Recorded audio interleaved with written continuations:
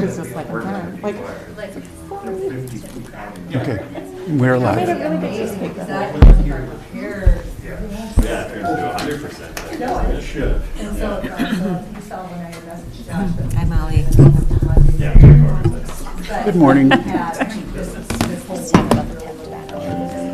Well, good morning, everyone. I'd like to welcome you to the Cook County Board of Commissioners regular meeting today, Tuesday, May 24th, and if we would stand for the Pledge of Allegiance. I pledge allegiance to the flag of the United States of America and to the republic for which it stands, one nation, under God, indivisible, with liberty and justice for all. Well, thank you all and welcome on this beautiful day. At this point in time, we have our public comment period, which is an opportunity for citizens to appear before the board. I do not see anyone out in the audience. Are there any remarks or comments that have been sent in to you for reading, Administrator Yorkie? Yes, Madam Chair, I have one comment that I'd like to read. This comes from Amy Bell, who is the Grand Portage Tobacco Program Coordinator up in Grand Portage, and she writes, the health, safety, and well-being of youths in Cook County is of the utmost importance. Equally important is recognizing the great significance of cultural practices of Indigenous members of our community. Because of this, the difference between commercial tobacco and traditional tobacco should be clarified in the Cook County Tobacco Ordinance to allow all Indigenous community members, regardless of age, to possess and use sacred traditional tobacco, known as ASEMA, in the ways culturally appropriate for them. That's the comment. Thank you so much. Any other comments? All right. Well, we will move on in our agenda. We need to approve our agenda, and it so happens that we have an addition this morning to our agenda. We have a change in employment in the Soil and Water Department. We need to have our SWCD District Administrator position on there. So my recommendation, Elena, is to move it after the consent agenda. Would that be appropriate for you? All right. Yes, thank you. So much. All right. So we need to make a motion to approve our agenda with that adjustment. I'll make the motion. Thank you, Commissioner Svalison. Is there support?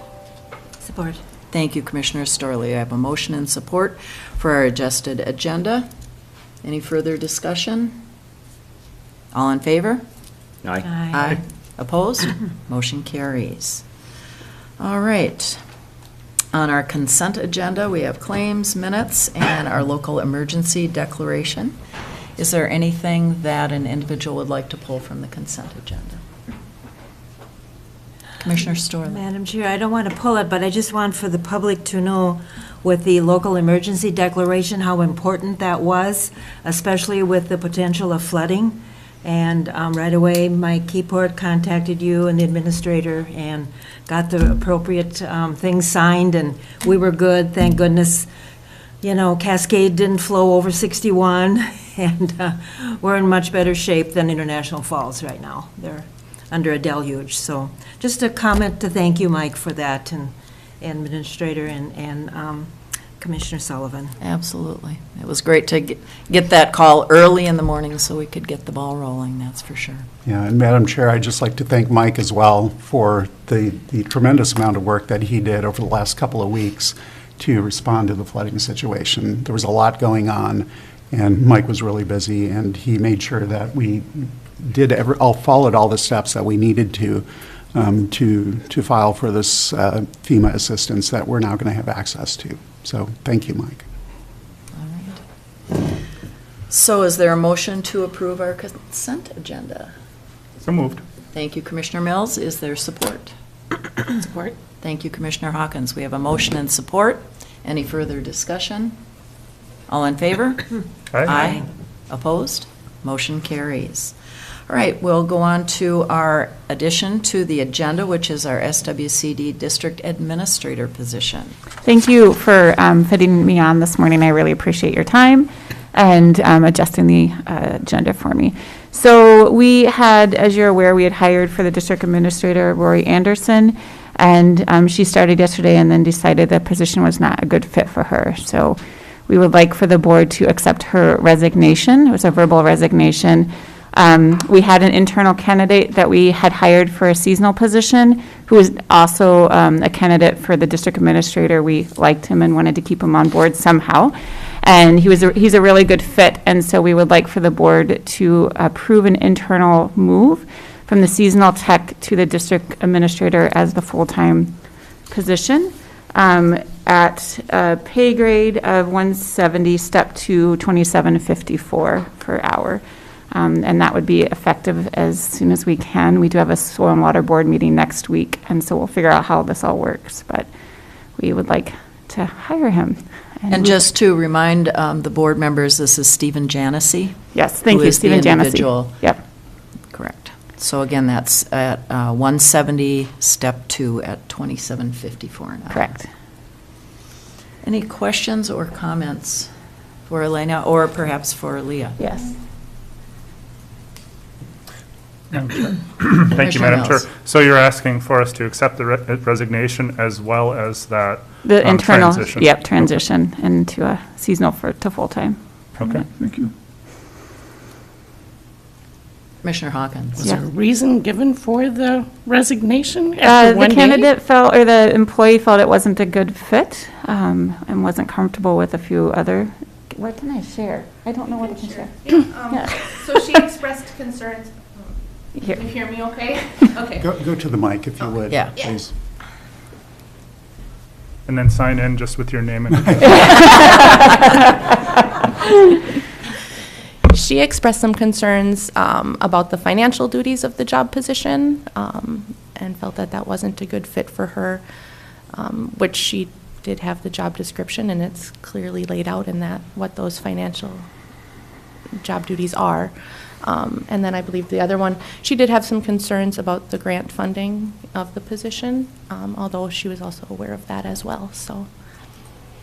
And I wouldn't want to speculate anymore as to the reasons. But. That's what that's wondering what she- if it was that's housing all or was yeah. it salary? Was it? That's all I have, so, Okay. yep. Yep. Thank you. It's an unusual situation. All right. It sounds like it. Yeah.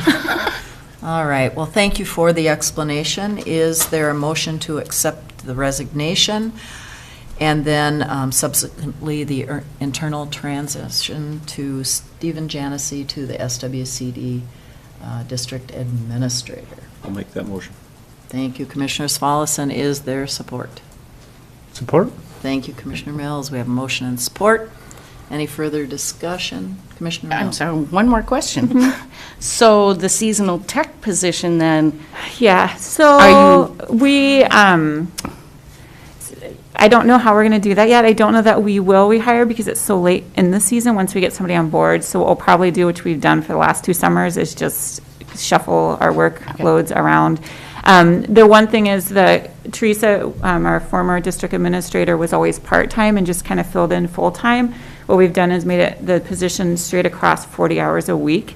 And so with that solid transition, we'll be able to, I think, shift the workloads okay, knowing that it's consistent 40 hours a week. And Teresa always had the opportunity, and that's what I appreciate about the position, is just that flexibility. But we've just decided to make it consistent now. So with that, I think we're just going to shift duties around and have a big discussion at our board meeting next week. But it's too late in the season now to hire a seasonal tech, and so we'll get by. We have done it the last few summers. So, yeah, thank you for asking. thanks for the explanation. Mhm.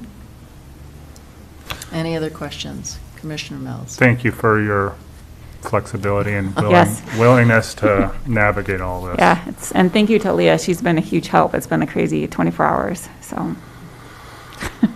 Yeah. All right. Any other discussion? All right. Not? All those in favor? Aye. Opposed? Motion carries. All right, thank you again for your time and for this quick adjustment. Thank you so Thank you. much. Have a I know good It's day. not easy. All right. Well, we are already down to our highway department, And I see that Lisa and Robbie are there to come forward to the microphone and share with us their annual report.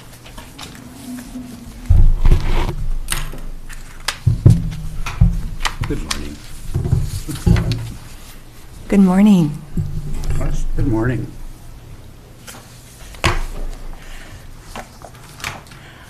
We want to thank Chairman Sullivan and the board for the opportunity to present our 2021 annual report. The news for 2021, of course, was the ongoing pandemic.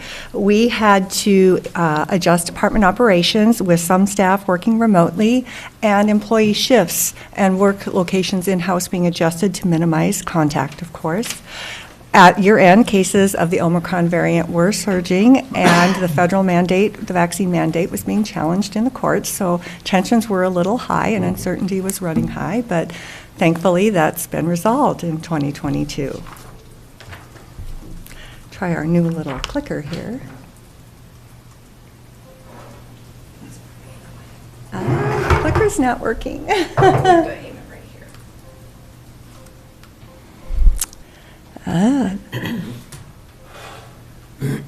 Well, it's lighting up, but it's, I keep hearing. oh, there we It go. is. All right. Two maintenance, well, it's new, I've never used it. Two maintenance worker twos did resign in 2021 as shown on the board, and one replacement was hired. That left us with two vacant positions at year end. We had one maintenance worker two vacancy and one engineering technician vacancy. And those have since been filled, although we have some new changes, of course.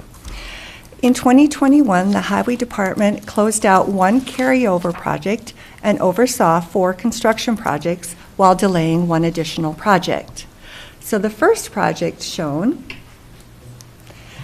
is the CASA 12 one. That is a 2020 carryover. All we needed to do was have the silt fence removed, and then we were able to close that project out in June. You can see that the final cost was just over $2 million for that state aid project.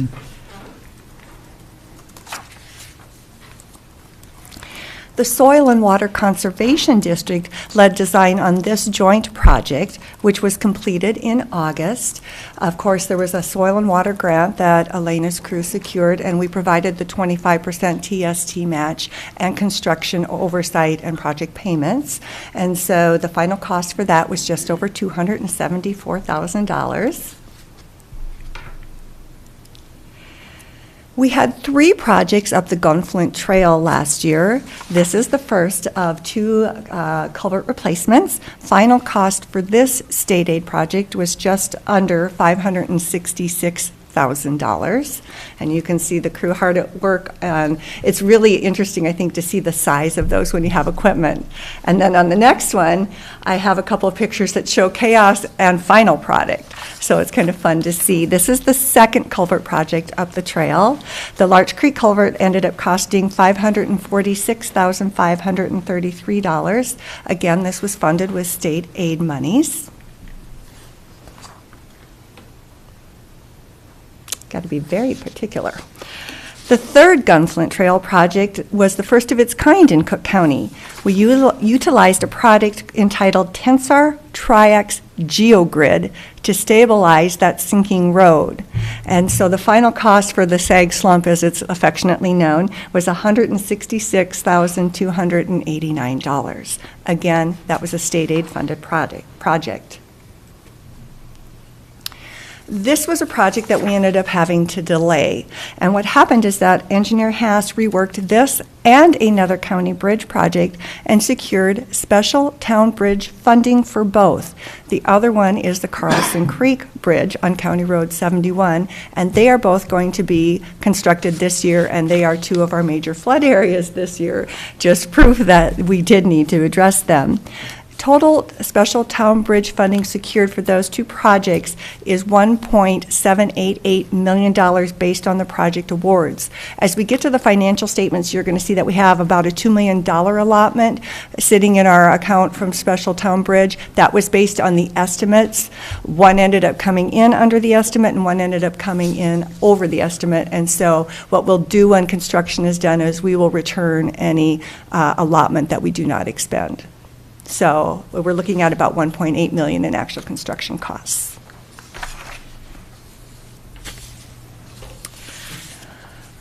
The crew plowed for the last time in the spring on April 26th in 2021, and the first time in the fall on November 1st.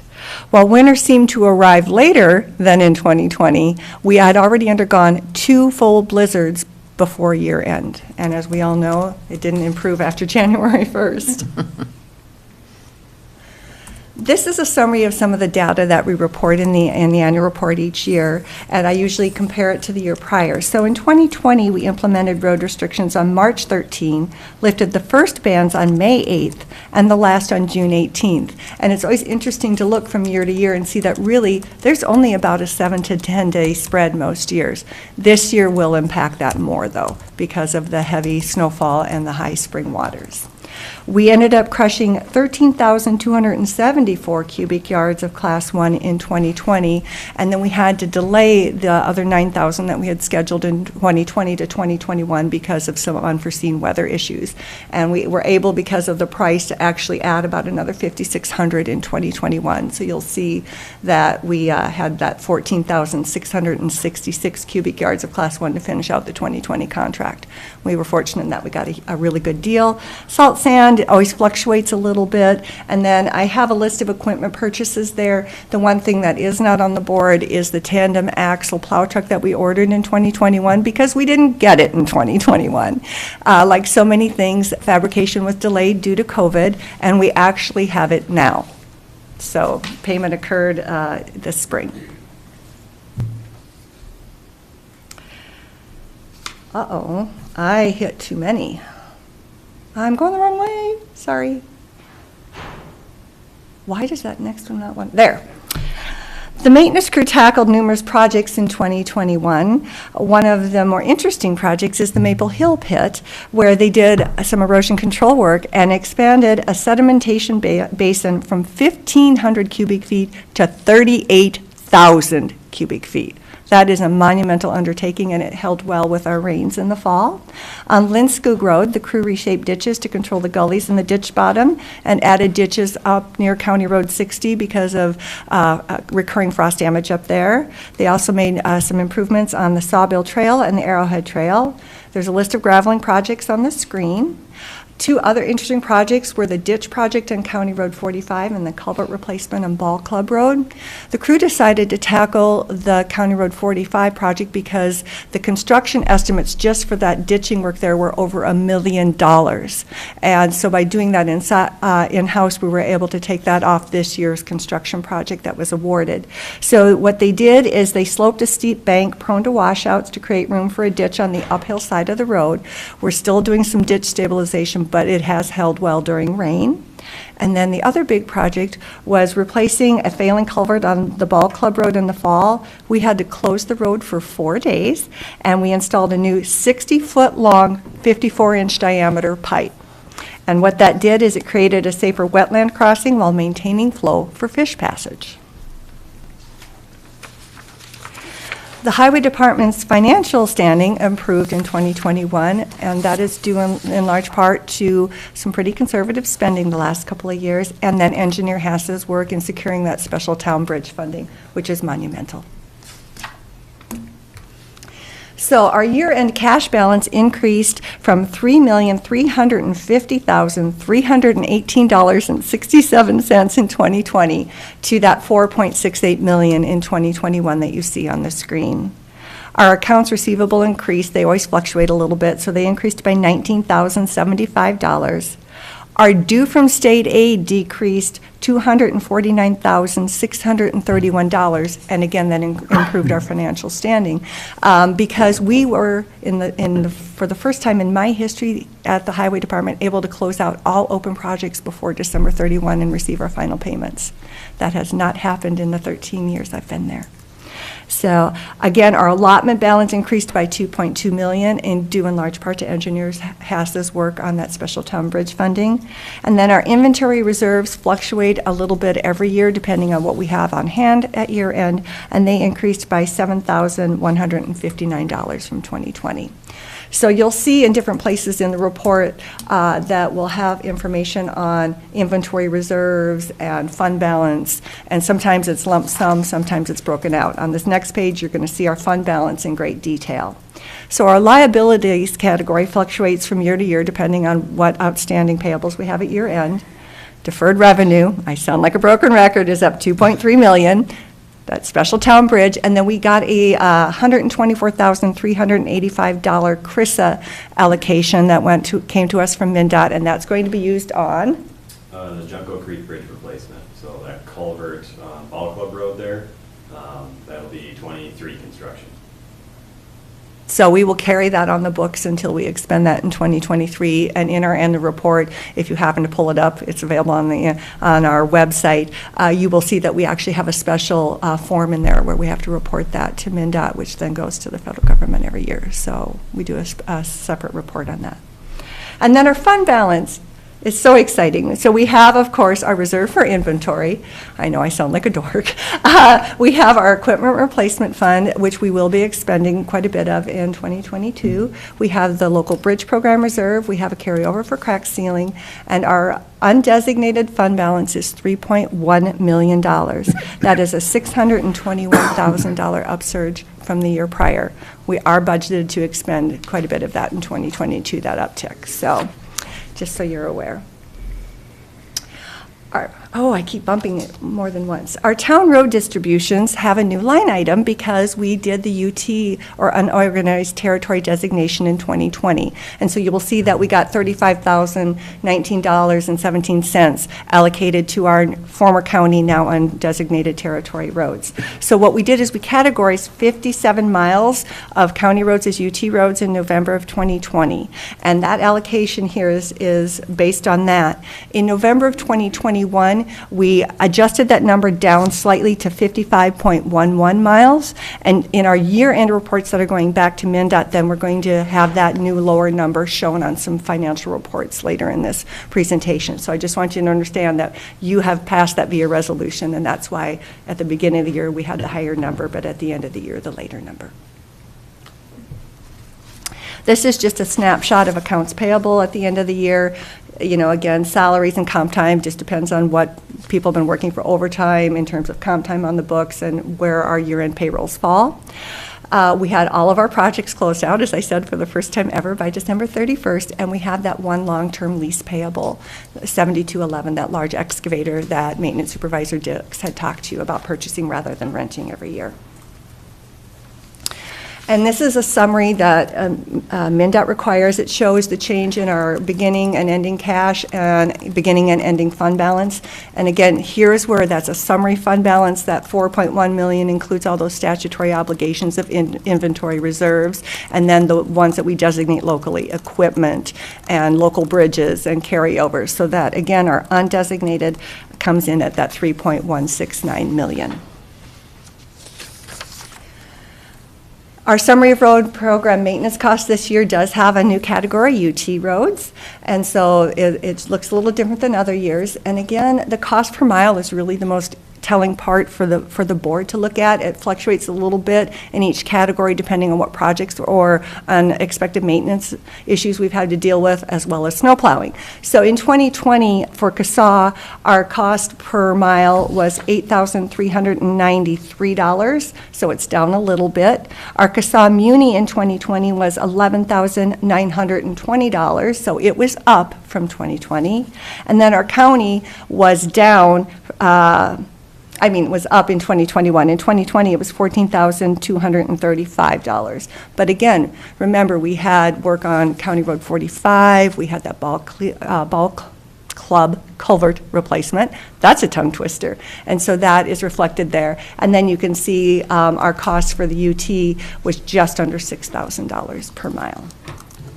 And then we always provide a little additional detail. So this is a breakdown in more detail. And in these first three categories, of course, snow removal is the major cost across all categories.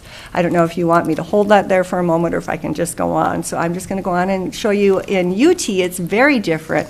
Our costs there, the larger costs, occurred across smoothing surface and resurfacing, which is not surprising because they're all rural gravel roads. In 2021, the Highway Department had 18 projects in design, which is the most I think we've had in a long time. 10 of those were bridge projects. And again, Engineer Haas has made it, a primary focus to get some of these deficient bridges addressed so that we aren't at the bottom of the totem pole for the state of Minnesota in terms of deficient bridges. And then for our 2022 budget, we have a $16.4 million budget. And one of the things that people sometimes struggle with is how much our projects change. When we put the budget together in July of last year, we had $11.4 million in projects. And those include the SRTS trail over here on CSA 12, this is the Safe Routes to School, County Road 45 reconstruction, the Cross River Bridge, the Carlson Creek Bridge, and the new salt sand facility. 2 projects have already been pushed back. That's Grand Portage Timber Bridge and the cold storage facility. And some of that is due to design issues. There were some funding issues. And so those 2 are now slated for 2023. And we were slated to use a total of $454,857 in our reserves. $164,000 of that was for the cold storage facility. So we will not likely be expending all of that in 2022. So. Got a lot to talk about numbers. I just had to bring this up. I found this. We've talked so much about signing school speed zones in the last year, and I can't believe someone actually signed a school speed zone that way. Can you imagine trying to read that while you're driving? I think you just stop and then read it, right? I mean, my goodness. And the irony, to me, the real irony is the kids are actually in class during those times. It's in between classes that they might be outside. I mean, think about that. Okay, sorry. Does anybody have any questions? I tried to move a little more quickly because I know we do have a public hearing at 9. I just appreciate all the information. I look forward to your annual reports, I have to say. Thank you, Commissioner. I really do.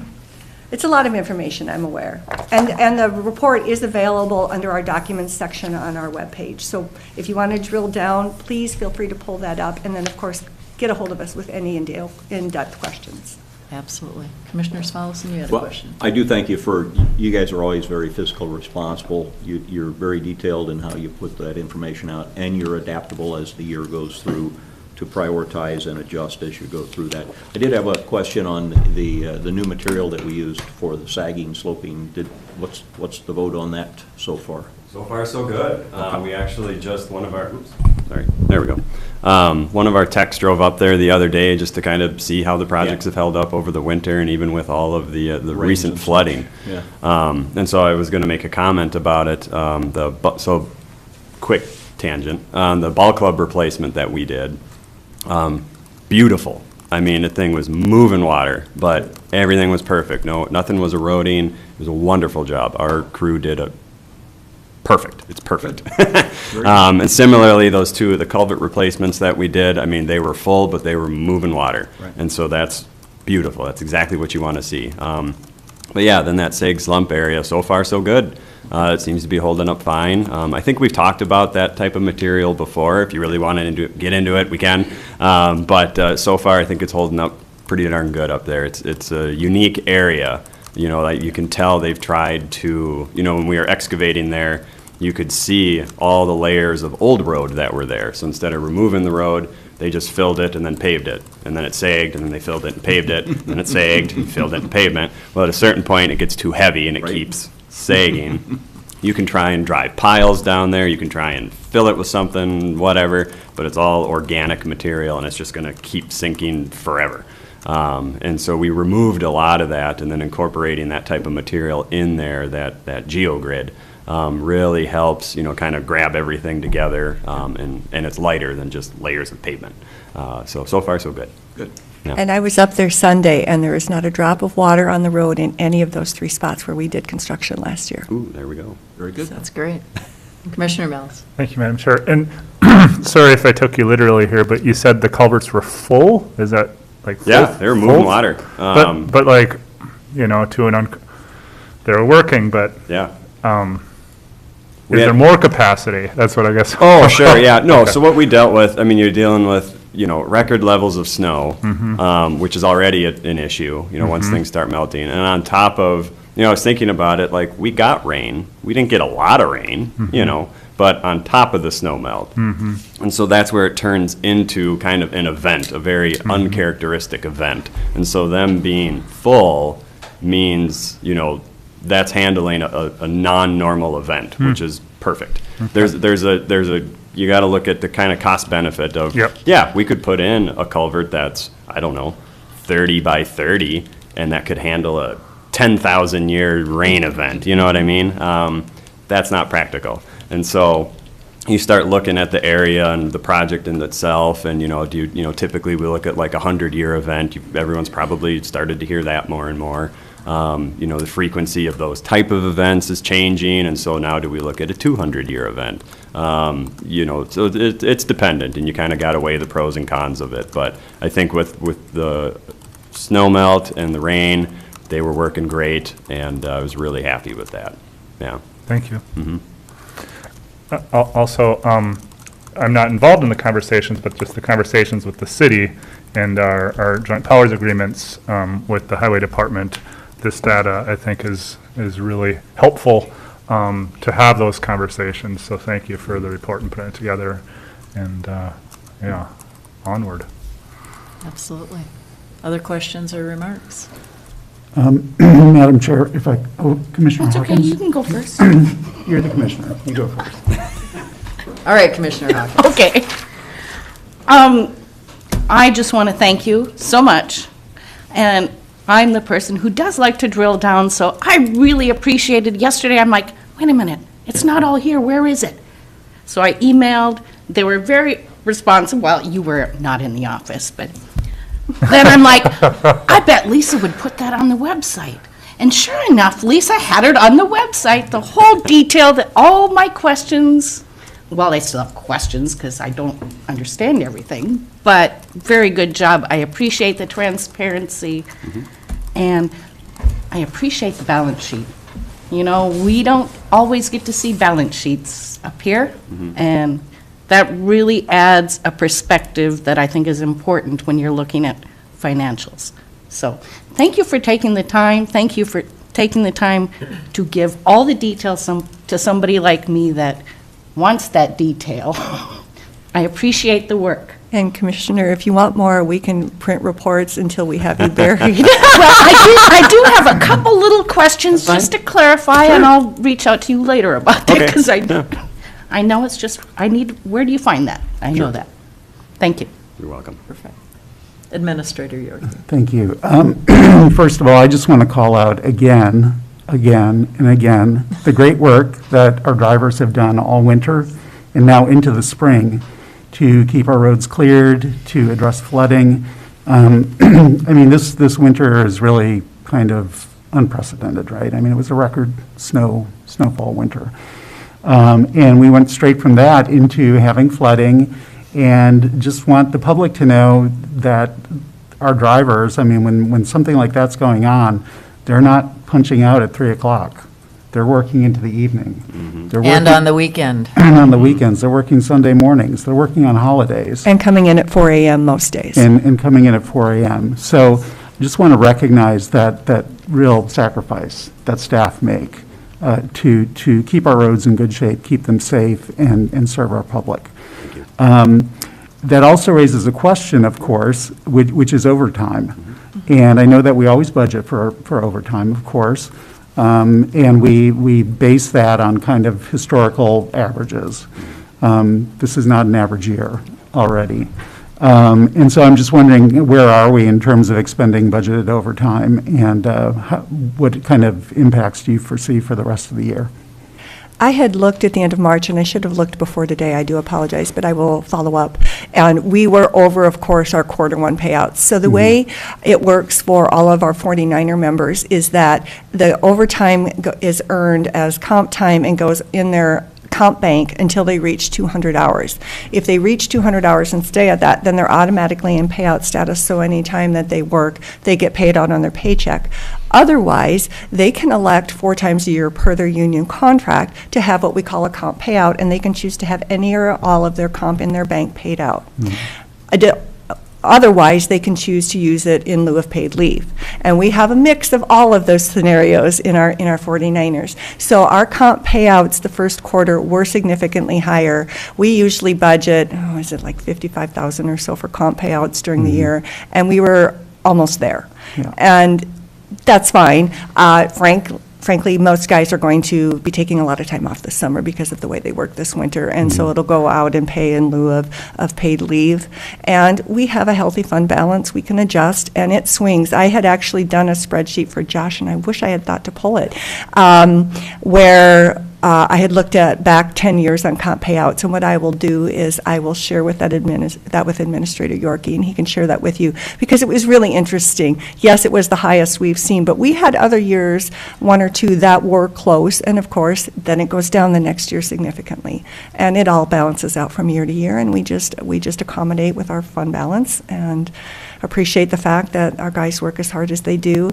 And also, and this is me putting a plug in for the public to understand, in the winter, our staff is not paid to be on call like so many other places with unions are, like our linemen, for example, in the county who work, and in so many co-ops, are paid to be on call. They just make that commitment, and they adjust their lifestyle, and they are available and earn overtime, of course, but don't receive any stipend for that being on call. And that is a huge testament to their dedication. Thank you for that. Any further questions or comments? All right, if not, thank you so much for that fabulous report. We really appreciate all the information. Thank you. Thank you. Have a wonderful day. We'll hope it doesn't rain much. Keep your fingers crossed. Absolutely. All right, well, at this time, I see Tim Nelson out there. I'd like to take a break, but we have a public hearing.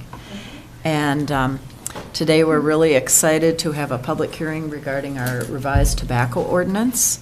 We've been working for months on revisions, on making sure language is appropriate and understandable, and we had a committee of the whole meeting where we had representatives from Grand Portage, John Moran and Amy Bell, come and speak to us, and Molly Hicken, our attorney, has worked endlessly and tirelessly on making sure that all our I's are dotted and our T's are crossed.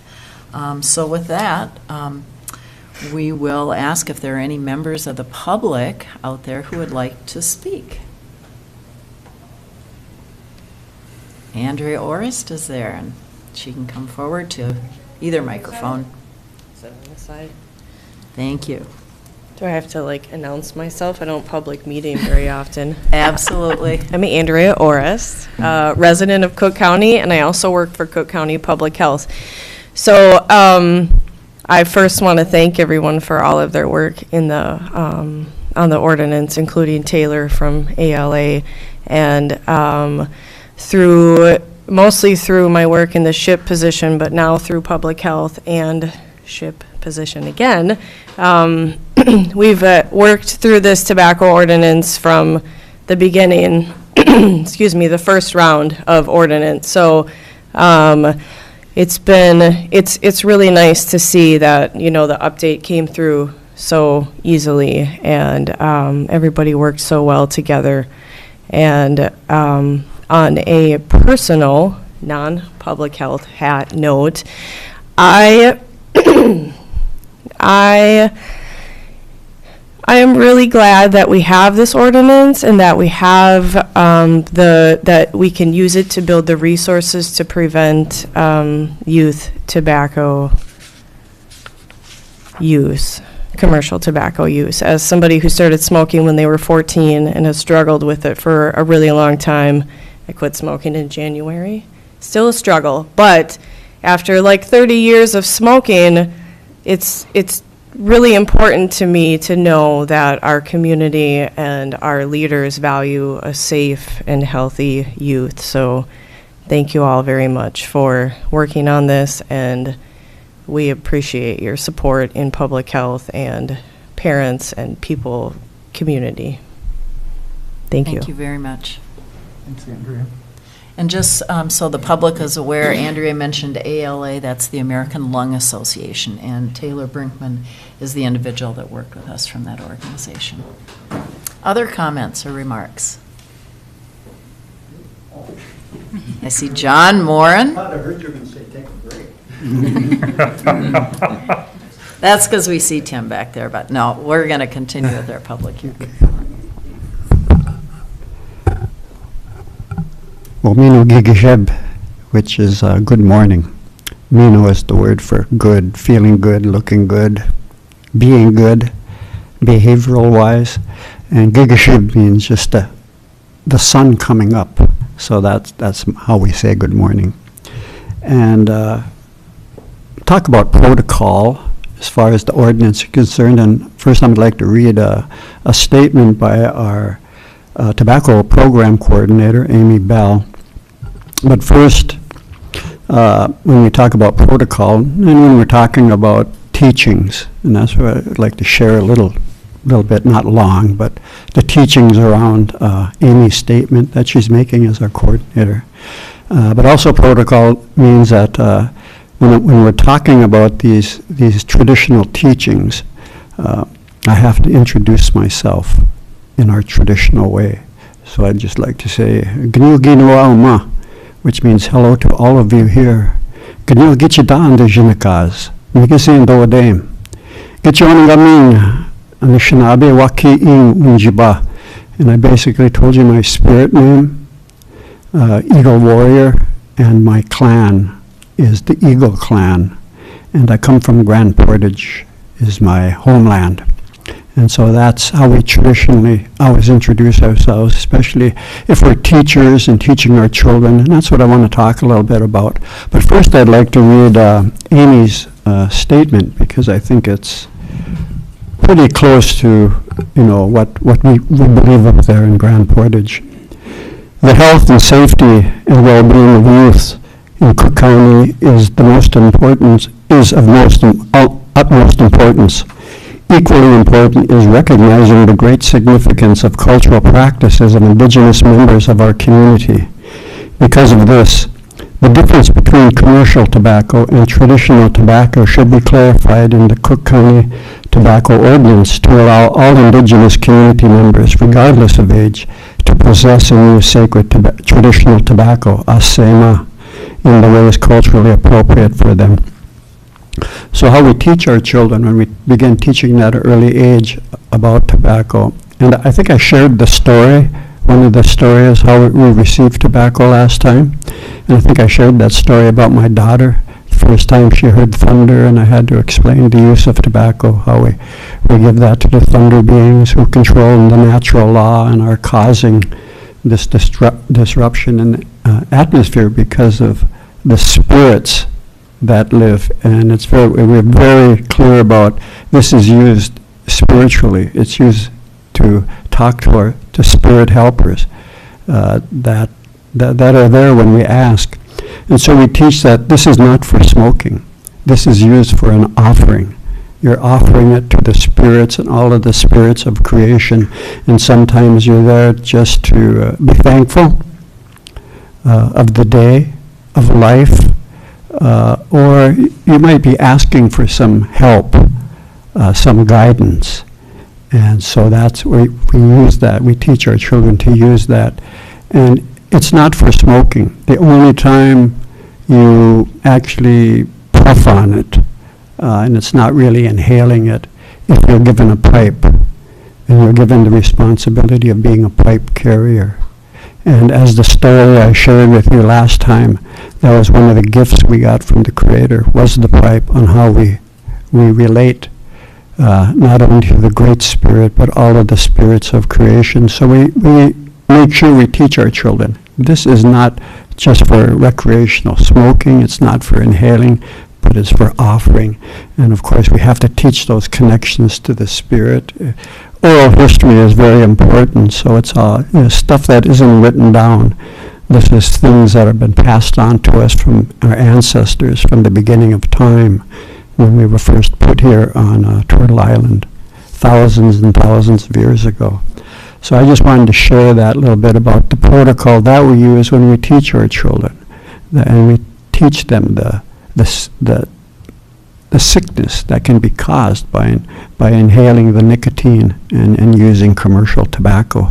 So I just want to declare that for the board to know that we are teaching our children respect for the tobacco and respect for the use of that and how to use that in a positive way that will enhance their life in a good way, healthy wise, mentally wise, spiritual wise. And I'd just like to say begrudge thank you to the board for taking the time. Probably sounds like Molly did a lot of work on this to really put your minds together, but most of all, that you're respecting the culture of the people that live 35 miles from here that have been here for thousands of years. And so I appreciate that you are showing us respect and trying to learn our cultural ways that we still have, even though there were attempts to destroy that and totally assimilate us and so that we'd forget those ways. But I always have to be thankful of our ancestors who were strong enough, those who went to jail, doing pipe ceremonies, drum ceremonies when they were caught. So we take this very seriously, these traditional teachings, and we want to make sure that the future generations and the future children carry these teachings on, because we feel this is what keeps us alive and good human beings walking here on Mother Earth. So I'd just like to say, miigwech. Thank you so much, John. Attorney Hicken, is there anything you'd like to share in regard to just the process we've gone through and the learning that we've experienced? Well, we should express gratitude for the Public Health Law Center, who kind of helped to draft a template tobacco ordinance that we used back in 2019, and then they helped us with amendments to create an amended ordinance that is consistent with current law. Thankful to the Grand Portage Tribe for their involvement in helping us with consultation and education related to traditional use of tobacco.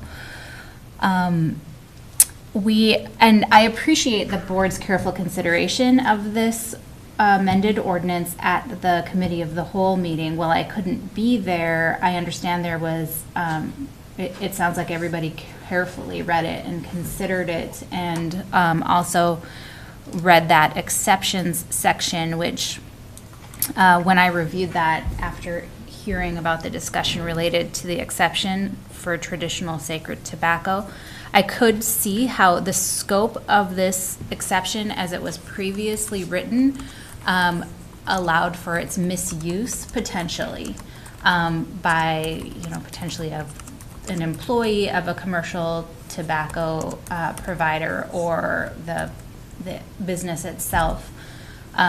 So with further guidance from the Public Health Law Center and Taylor Blakeman of ALA, I made additional changes to that subdivision 1 of section 1300, exceptions and defenses. And, the first sentence remains unchanged. Cook County respects and honors the use of traditional sacred tobacco by Indigenous community members. But in the second sentence, I added some words to make sure that we were targeting the right circumstance, which would be an exception. So instead of the furnishing of tobacco to another for the purpose of a lawfully recognized Indigenous practice, I changed the words to the non-commercial furnishing of traditional sacred tobacco to another for the purpose of a lawfully recognized Indigenous practice. So this language is meant to protect an adult who is giving traditional tobacco to somebody under 21 for the purposes of a ceremony.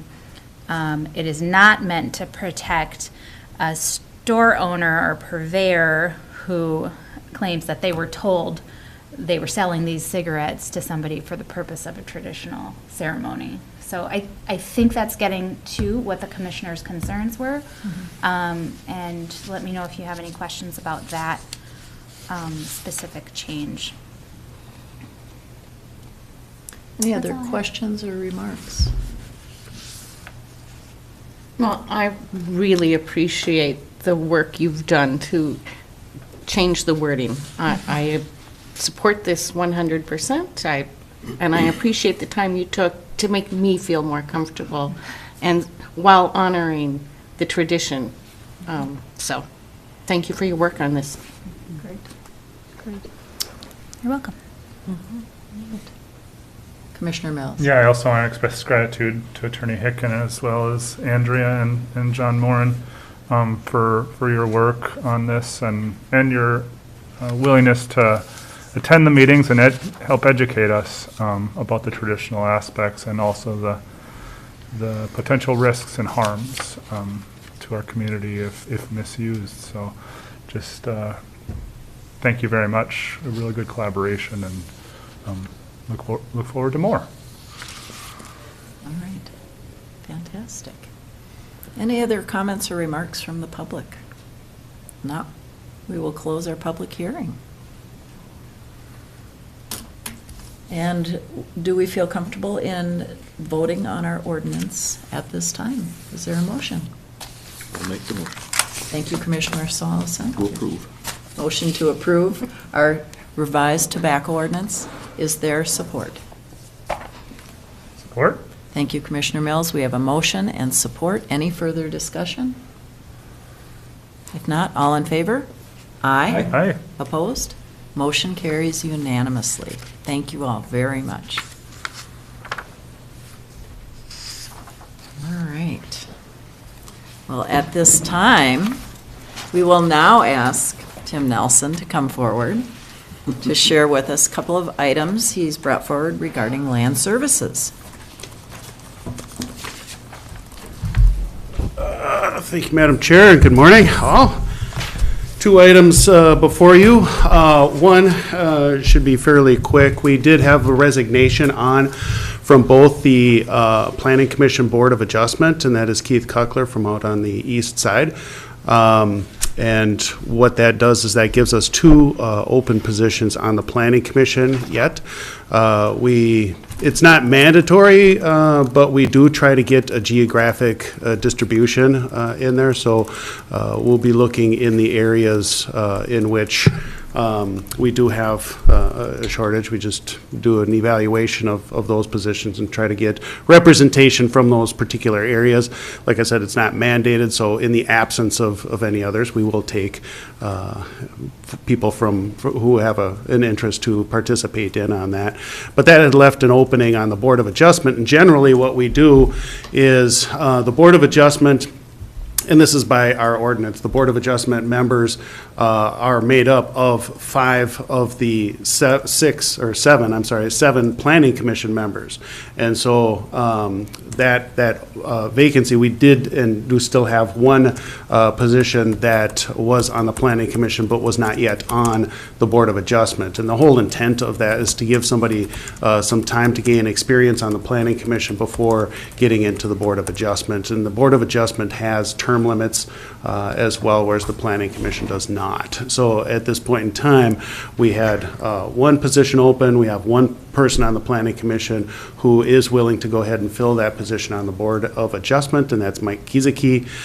He had been actually recently appointed. He is the newest member on the Planning Commission, but he is willing to go ahead and be appointed to fill the position vacated by Mr. Kuckler. Any questions for Mr. Nelson? Not, I'd entertain a motion to appoint Mike Gieseke to the Board of Adjustment. So moved, Madam Chair. Thank you, Commissioner Mills. Is there support? Support. Thank you, Commissioner Hawkins. We have a motion and support. Any further discussion?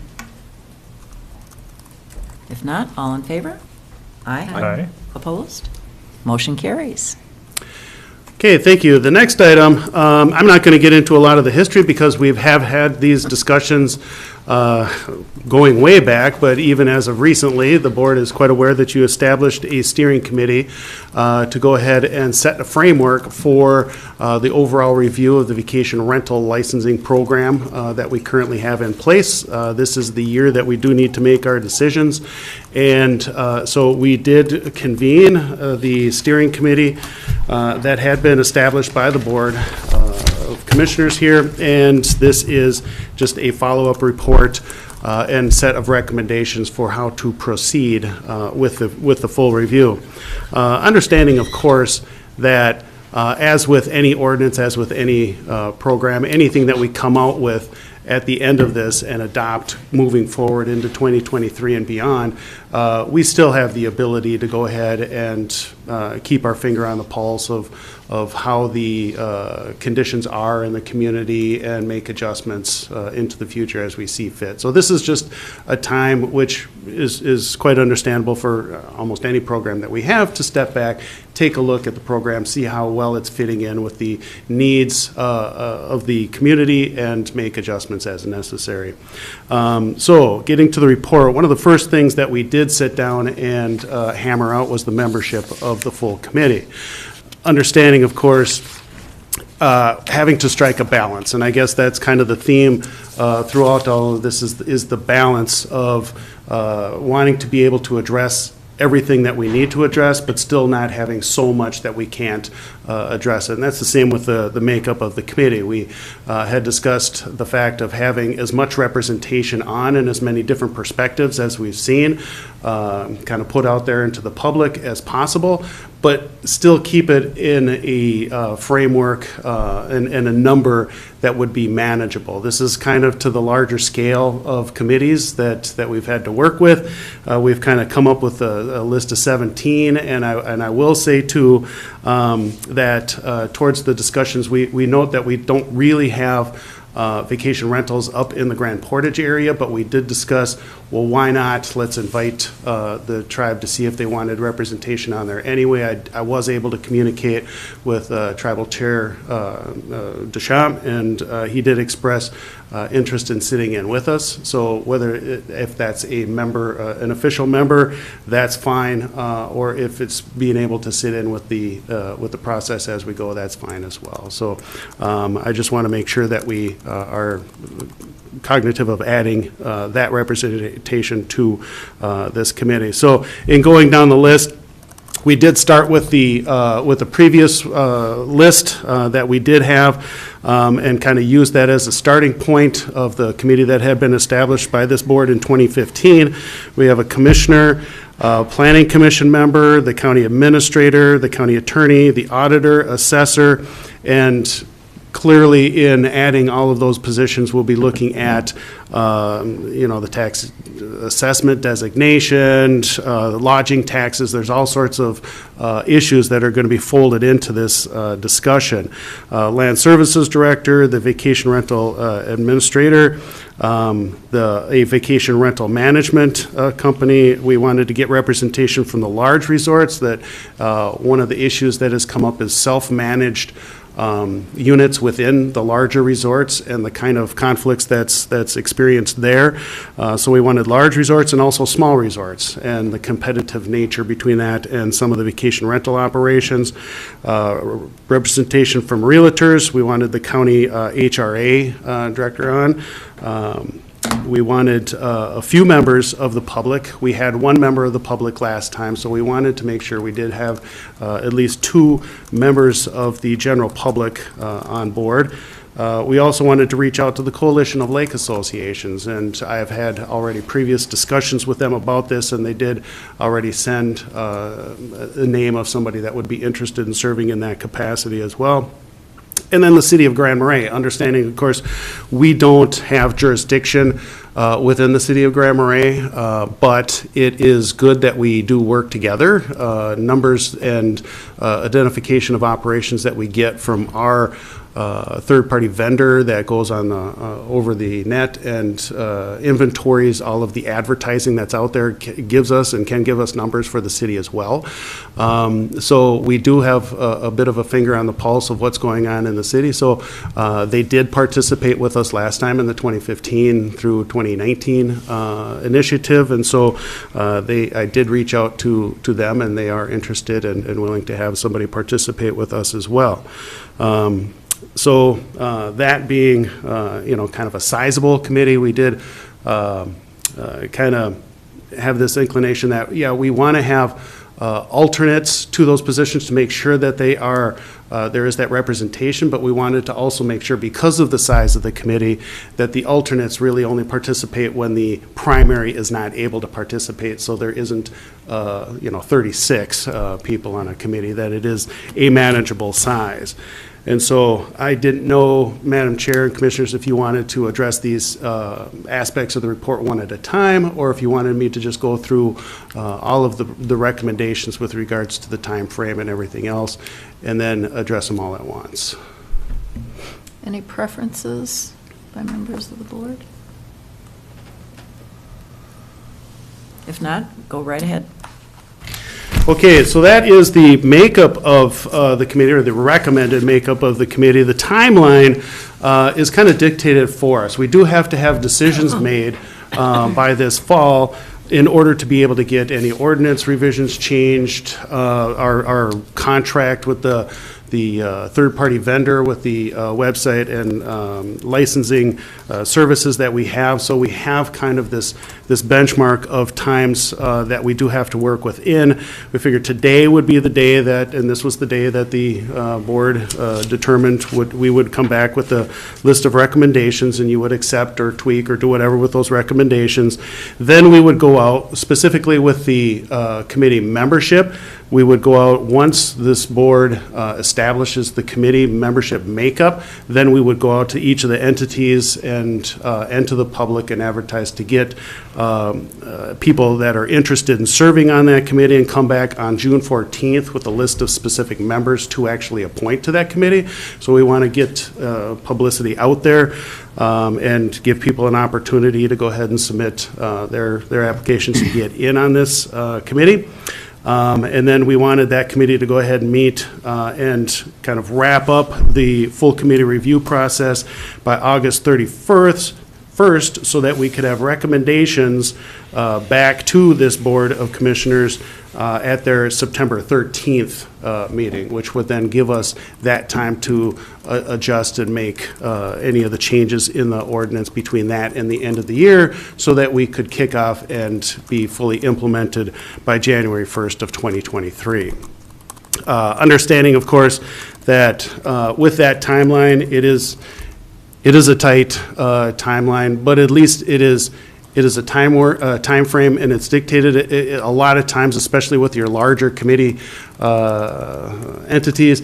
Things can go on and on and on. When I first got here, we ended up having 6 years worth of meetings with regards to the zoning ordinance amendments, because there's just so much input coming in. We could not reach consensus on everything. So to have a set specific time frame and a reporting back date gives us that window and then the time to adjust from there. And we did feel that in order to accomplish that time frame, that the committee itself should meet at least every 2 weeks to keep things going and to make that initial progress. And then once initial progress was made, then the committee itself can determine if it can relax on some of those meeting dates, expand it out to every 3 weeks or whatever, and be able to accommodate the end of that particular window. So with regards to the scope of the review, our discussion was to kind of go back. We're going to start with kind of an educational and historic part, where we go back and look at how we have gotten from where we were to where we are. Back to pre-1984, they weren't regulated at all. We did regulate the food, beverage, and lodging program on a county-wide level for the Minnesota Department of Health all the way up until 1999. But because of the requirements that the Minnesota Department of Health had on us and the staff limitations that we did, we turned that back over to the state in 1999. In 1984, is when we adopted the first full modern ordinance, which indicated, as it currently stands, where vacation rentals are allowed as permitted uses and such like that. So we'll go over that particular history and how we have come to where we are now. And then we decided to go ahead and kind of do that framework in a list of questions, stand back to the highest elevation view, and just kind of start the conversation over again. And if we fall to the same set of determinations, that's fine, but at least we're asking the same questions. Do we need to regulate them? If we need to regulate them, what needs to be regulated? How? What is the relationship between us and the state Minnesota Department of Health provisions that they have? And so that we decided to have a list of questions to kind of kick it off, understanding, of course, that the questions being asked and the deliberations in the committee as it goes forward is going to set further discussions and further conversations, trying not to go too far down rabbit holes, but at least to be able to explore all the perspectives that we've been hearing, in articles and in everything else. Want to be able to explore all of those and still be able to meet our particular time frame. So that's why we kind of set with that list of questions there to start off and to get everything going in that framework.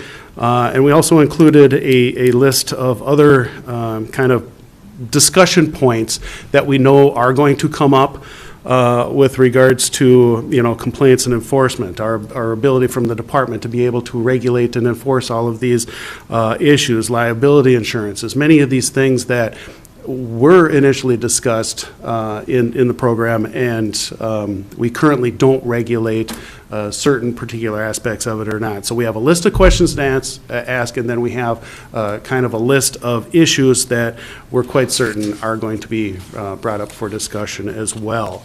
And in addition to that, and quite as important as well, as we all know, the importance of maintaining transparency and feedback from the public, we did discuss how we're going to incorporate a public engagement process in this whole series of meetings and in this process as we go through. So we did say, clearly from a get-go, we'll just go ahead and make sure that we are live streaming these, that they are visible to the public.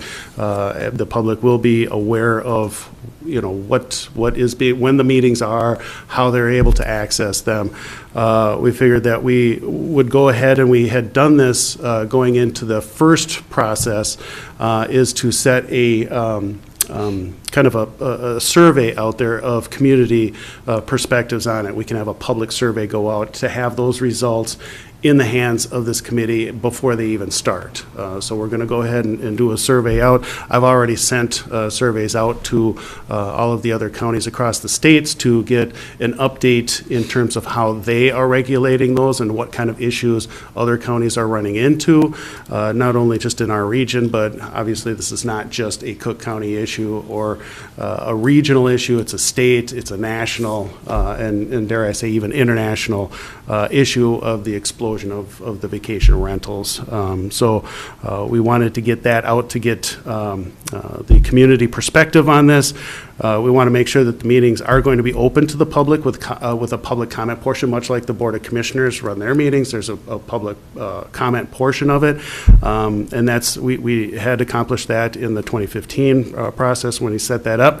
Want to be able to work with IS and with our communications guy Todd to be able to get information on the website, and then actually also promote the process through County Connections article, perhaps. I know July we're looking for an article, get an article out on that, and possible radio and newspaper interviews and such to be able to get the word out.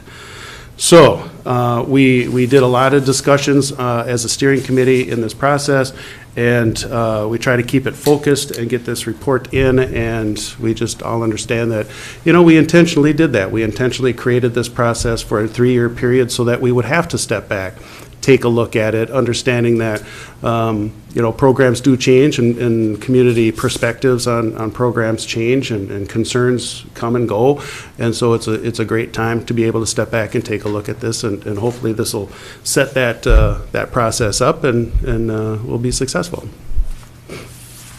Well, I'm very thankful of the fact you've looked carefully at the timeline and you've pushed so that you can meet every couple of weeks. That can be really good to get that work done up front and kind of set the stage. Commissioner Storley, you are part of this steering committee. Anything you would like to share? Thank you, Madam Chair. Well, yes, we did have a couple good meetings, and as your representative, if you along the way have any comments or questions or wondering what's going on, please contact me. I will be, the first thing Tim said as we sat down for our meeting was, "Are you going to chair this?" Well, I'm kind of used to it, yes, so I said, I would, yes. So with 17, 18, 19 people, we'll make our first go at it after June 14th, and most of the VRBOs in the county are in the West End, so I think it was appropriate that Tim asked me to consider working on the steering committee. I did email Tim yesterday. I thought the conclusion was probably more of a conclusion, and we're not there yet. And I just suggested that we just look at the last paragraph, because we're initiating the full vacation rental review committee process. We have no set agendas. We have nothing in terms of figuring out how we look at the ordinance itself and reviewing that. That's the main point. And but we wanted to get input from everybody, because it's really important that we do that. In as he says, looking at other places in our state, had experience looking in Arizona and California, and it's everybody's dealing with it. Not in a negative way, but they're just trying to understand how this is impacting their communities.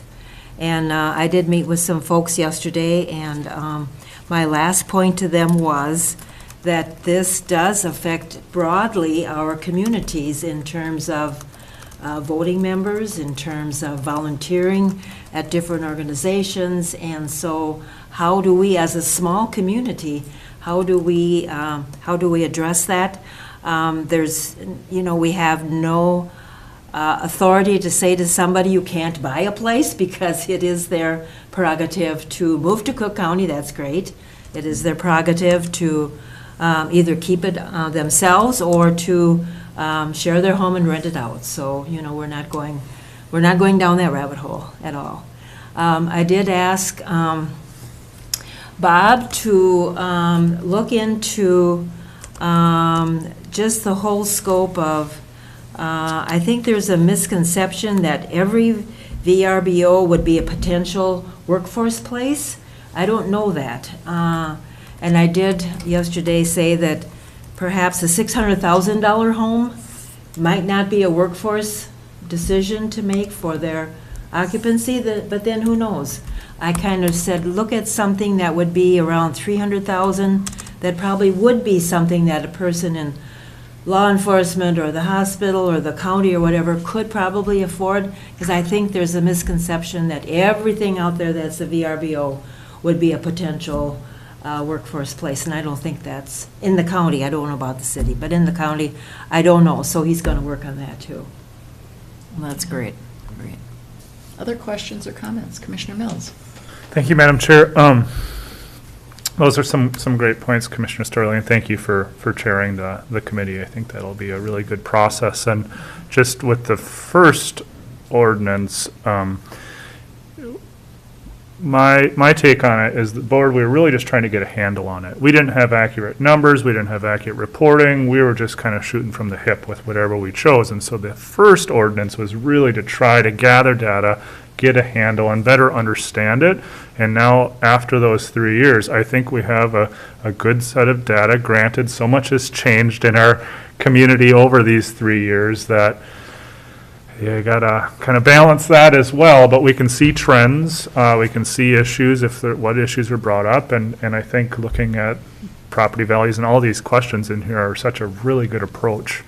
So I'm really impressed and pleased with the process thus far, and I think it's wise to look at other communities too, to see what's going on, see what Lake County is doing and how that impacts things, or whoever else that we find as comparables. But I think this is a solid process, and I really appreciate your work on it.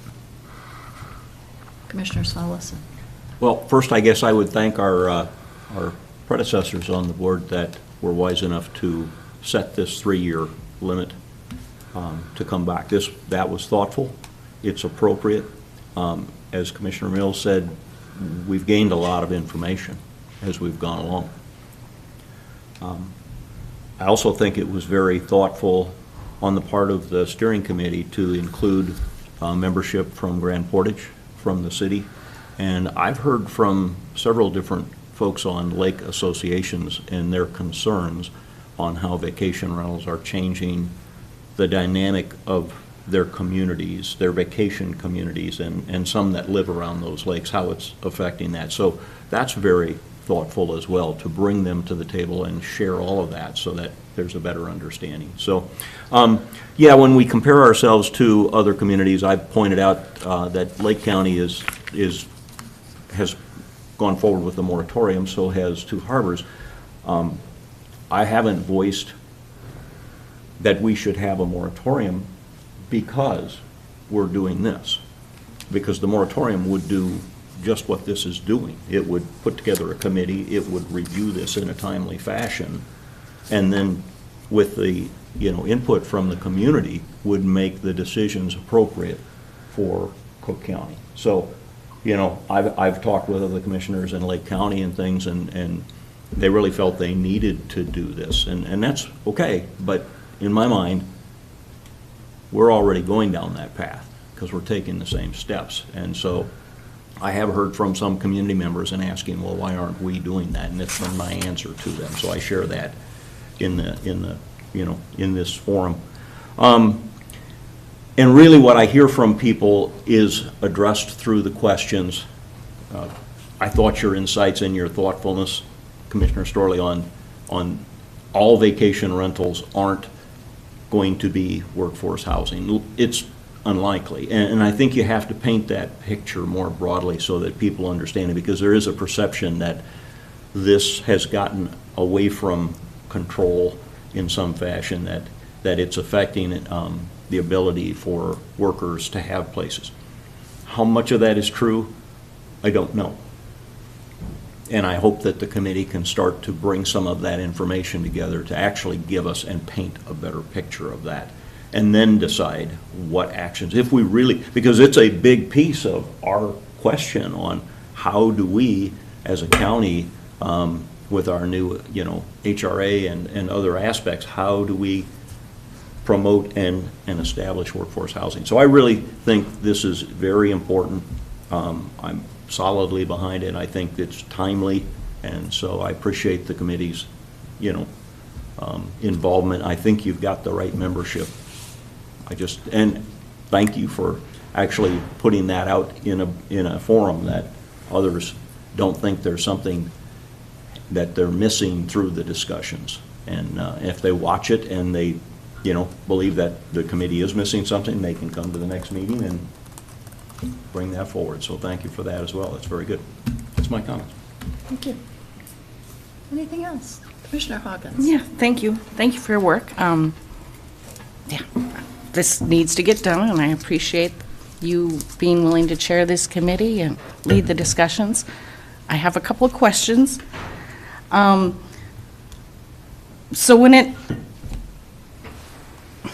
the Vacation Rental Management Company, first thing I think of is CVR. But do we have multiple ones that you have a list of? Okay, and so that leads to my second question about the general public. Will they be vacation rental owners or non-owners? I see choosing people on this list very difficult. And I'm wondering what qualifications, what criteria will you use to make sure that we really do get broad representation in our community from all aspects, from Grand Portage to the Gunflint Trail to the West End? How is that going to be managed? Yeah, thank you, Madam Chair, Commissioner Hawkins.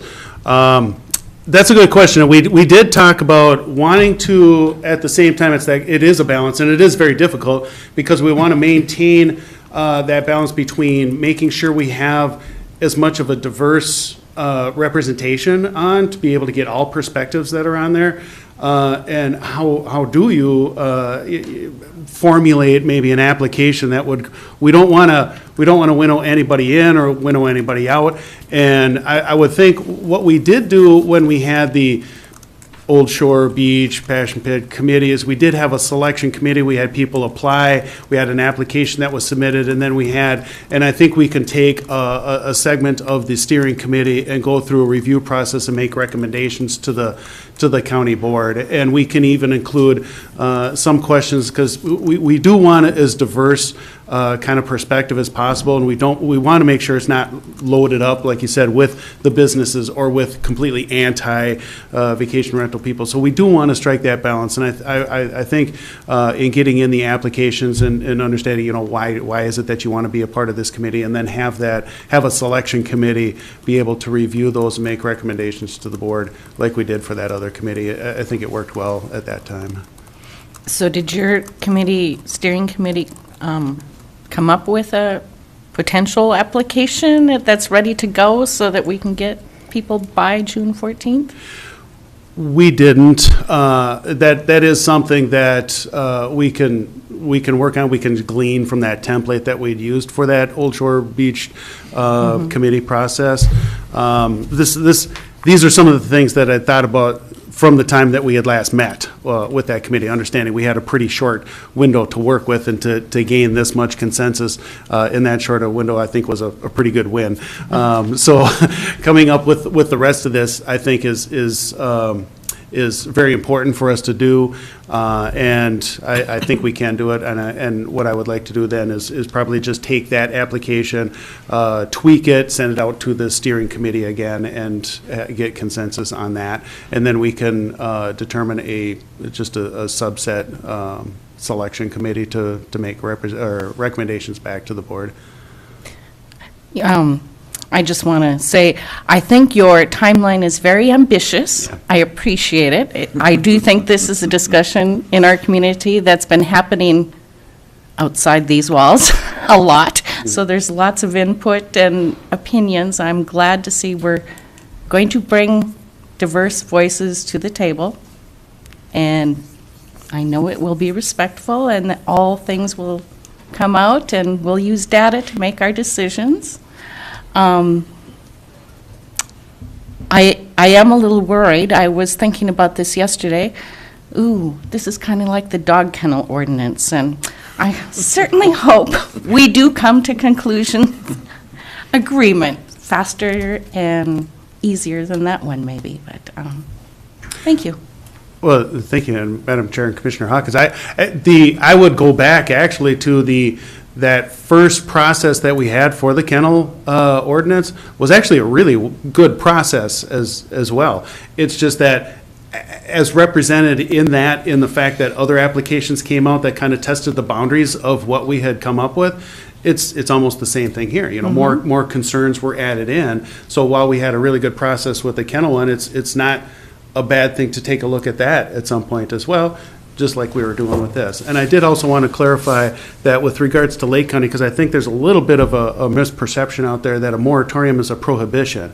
Right. And it is not. Some people think, well, just put a moratorium on, that would mean blocking them out, there would be no more, and that's not what they did. A moratorium is an interim ordinance. It's only for a period of 12 years, or 12 months, and that would be a prohibition. For 12 months, and it allows the county to go ahead and study, as Commissioner Swallison indicated, indicated, we had talked about that in the 2015 process, and that would have been more the appropriate time to do it, because you do that as you're kind of really doing that first initial round of study to give yourself some breathing room and to come up with a framework now that we have a regulatory framework for us to work in this capacity, in this time frame. I think we can do so without having to establish a moratorium.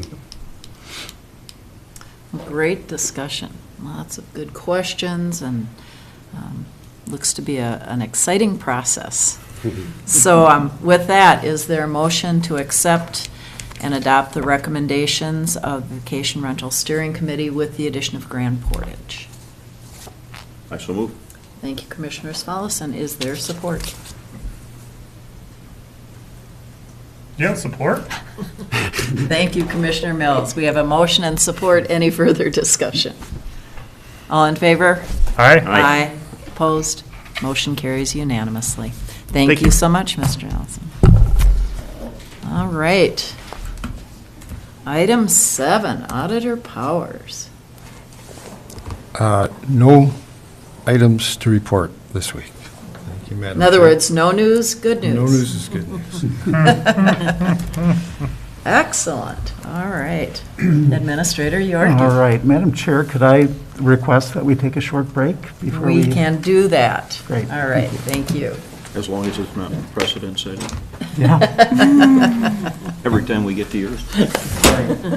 Well, we got to change from Somebody else already. Tim to. All right.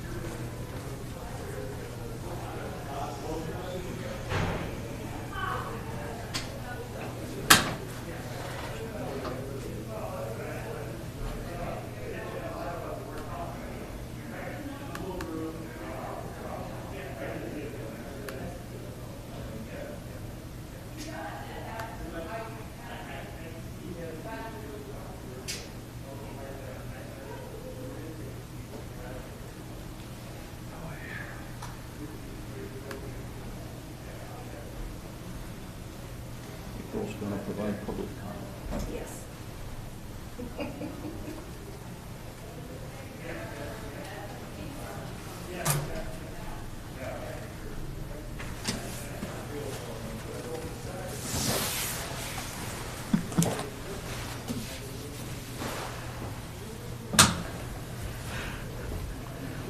Something tickles your funny bone? All the soil and water people that were watching the meeting. Sure.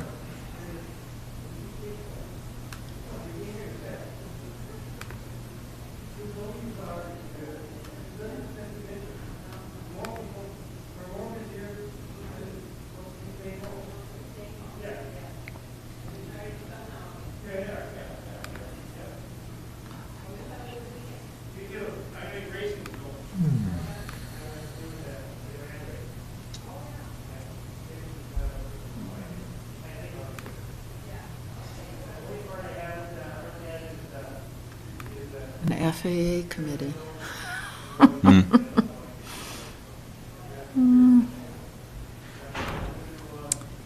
Red flag that one.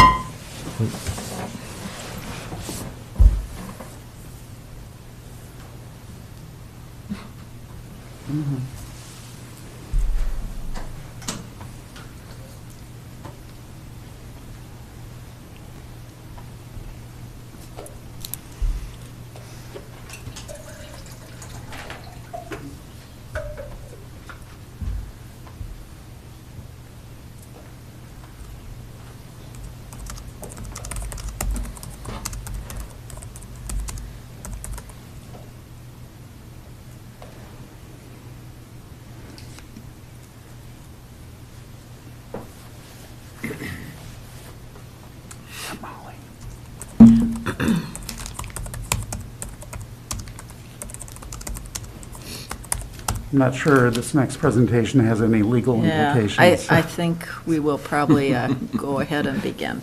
I'm sure Attorney Hicken will be here shortly. Very good. All right, well, good morning, members of the board. This morning I'd like to share with you some information related to the county's fleet, and by that I'm talking about all the vehicles that we own, not including the highway department and the sheriff's office. So this would be our pool vehicles, the trucks and so on that we use for daily use, some of which are assigned to various departments. Actually, a lot of them are assigned to various departments. And the reason I'm presenting from here is I'm going to be sorting this data as we're talking about it to illustrate some different things. So before I start, I just want to thank Brian Silence and Dave Eckel, who provided this information. You would think it's not a lot of data, and you would think it wasn't too hard to pull together, and you would be wrong about that. It actually was kind of hard to pull together, which, I think, like many things that we do here, we've kind of adopted systems of doing things that just kind of happened over time that weren't necessarily thought out or planned out, and that's not at all to denigrate the efforts of any staff. But we don't really have a top-notch way of managing our fleet right now. I did sit down with Brian Silence a couple of weeks ago and looked at the program that he uses to log vehicle maintenance. And I'm not being cute here. It kind of reminded me of software that I used as a graduate student in the early 90s. Really, really old. It kind of looked like MS-DOS-based software. And that's just, and again, the fleet management is not really a core part of what the maintenance department does. I mean, it is a function of that department, but it's not central to maintaining buildings. It's just a function that they've been assigned. And so, I think that kind of leads to, and the other thing is they're stretched really thin, right? And so they're kind of doing what they can do with the resources they have and with the time they have, which is limited. And so that has kind of led to a situation where, they do a good job. And if you need a vehicle to go to a meeting, you can be assured it's going to be in good shape, it's going to be gassed up. They really do take care of things. So, but I just say all of that to note that I think there are improvements that we can make in the way that we manage our fleet. And I think as I'll show you in just a moment, there are also questions that we need to ask ourselves about, is our fleet right-sized? Do we need all the vehicles that we have? Are they allocated in the optimal way? And should we be owning a fleet, or should we be thinking about leasing vehicles? The last couple of years have been really unusual. We've been in a pandemic. And so we've been using vehicles much less than we used to because, we do virtual meetings. We do a lot of, even client meetings are now done through Zoom or Teams rather than in-person meetings. And of course, that's changed a little bit more recently as things have loosened up. But you're going to see that mileage accruals have really slowed down the last couple of years. And that presents an interesting question about, what do we really need moving forward? And so we'll talk about that more in just a bit.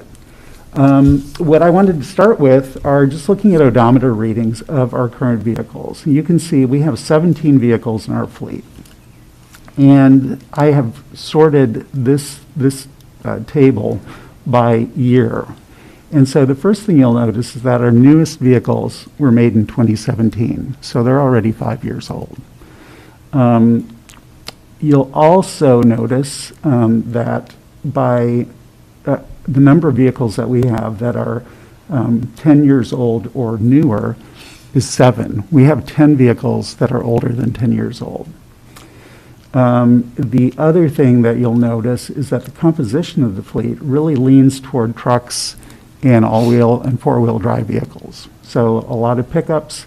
We have a lot of Ford Escapes. We do have 4 sedans, and those tend to be, at least over the last couple of years, those vehicles have been used the least. And I'll show you that in just a minute. So in general, our fleet is pretty old, and that doesn't suggest at all that we need to run out and buy a bunch of new vehicles. Quite the opposite, I think, because our usage has really tailed off. But it is an older fleet. I'll also note the 2008 Ford Escape. This is the one that we recently discussed allocating as a courtesy vehicle for the airport. So that one's going to be taken out of the rotation, so we'll be down to 16 vehicles. And in terms of odometer readings, I'm going to sort this so you can see how that looks. This trackpad is very touchy. So unsurprisingly, the older vehicles tend to have the highest miles. We have 5 vehicles that are over 100,000 miles already. And then our newer vehicles, the 2017 Escape and the F-150 are among our lowest mileage vehicles. I should mention also for a lot of the use that we have, it's not only driving to meetings in Duluth or what have you, but it's also doing a lot of off-road driving to inspect properties. The assessor's office, land services, they do a lot of off-road driving. Same with the Armor radio program. And so these are not applications in which a sedan would be an appropriate vehicle. These are tasks for which you need a robust all-wheel drive, high clearance vehicle so that you can get where you need to go. And that's not going to change because we are a rural county and those needs will continue. So anyway, most of our vehicles are older and they tend to be fairly high mileage. We only have about 7 vehicles, 8 vehicles that have less than 75,000 miles. So looking at mileage accruals over the last few years, I'm going to the other table here. And this table, whoops, one moment. So these are mileage accrual rates for the last 4 years, and we couldn't readily get information from before 2018, so I'm just showing you the last 4 years of mileage accruals. And the thing that you'll notice is that mileage accruals have generally fallen in the last 2 years. So column K represents the change in mileage accrual from the 2018-2019 period to the 2020-2021 period. And you can see that we have a number of vehicles that are only being driven about half as much as they were previously. And that's true of about 8 of our vehicles. We have a few that are driven at a higher rate, and then we actually have 4 vehicles that were driven more in the last 2 years than they were previously. But looking at, and I guess I'll go back to the odometer readings now because I wanted to mention a couple of things. The Land Services recycling truck, this is the Ford F-350 that we use to haul the trailers back from remote sites where people drop off their recycling. That vehicle has almost 119,000 miles on it. And it is one that I expect we're going to have to replace fairly soon. It's still, I mean, it's been worked on and it's still operating okay. But given the number of miles that it has on it and the fact that it is the only vehicle that we use for that purpose, that's something that we're going to need to be looking at. I've also had a request from the assessor's office. They, again, need vehicles to go to remote sites that are not easy to reach. And currently they've got 4 people on staff there, so there are instances where they need more than one vehicle to do that kind of work. So there's been a request there, and I've told Assessor Thompson that, you know, we really need to be looking at this data first and getting feedback from the board before we make any decisions about whether or not we should be purchasing or leasing a new vehicle. I did talk yesterday with Wong Nystrom, who is the fleet manager for Enterprise, to get a handle on what our options would be for leasing. You're aware that the Sheriff's Office currently leases all of its vehicles. They've been quite happy with that arrangement, and they have saved money doing it. Wong told me yesterday that in order for him to do an analysis of our fleet, we would need to have at least 20 vehicles.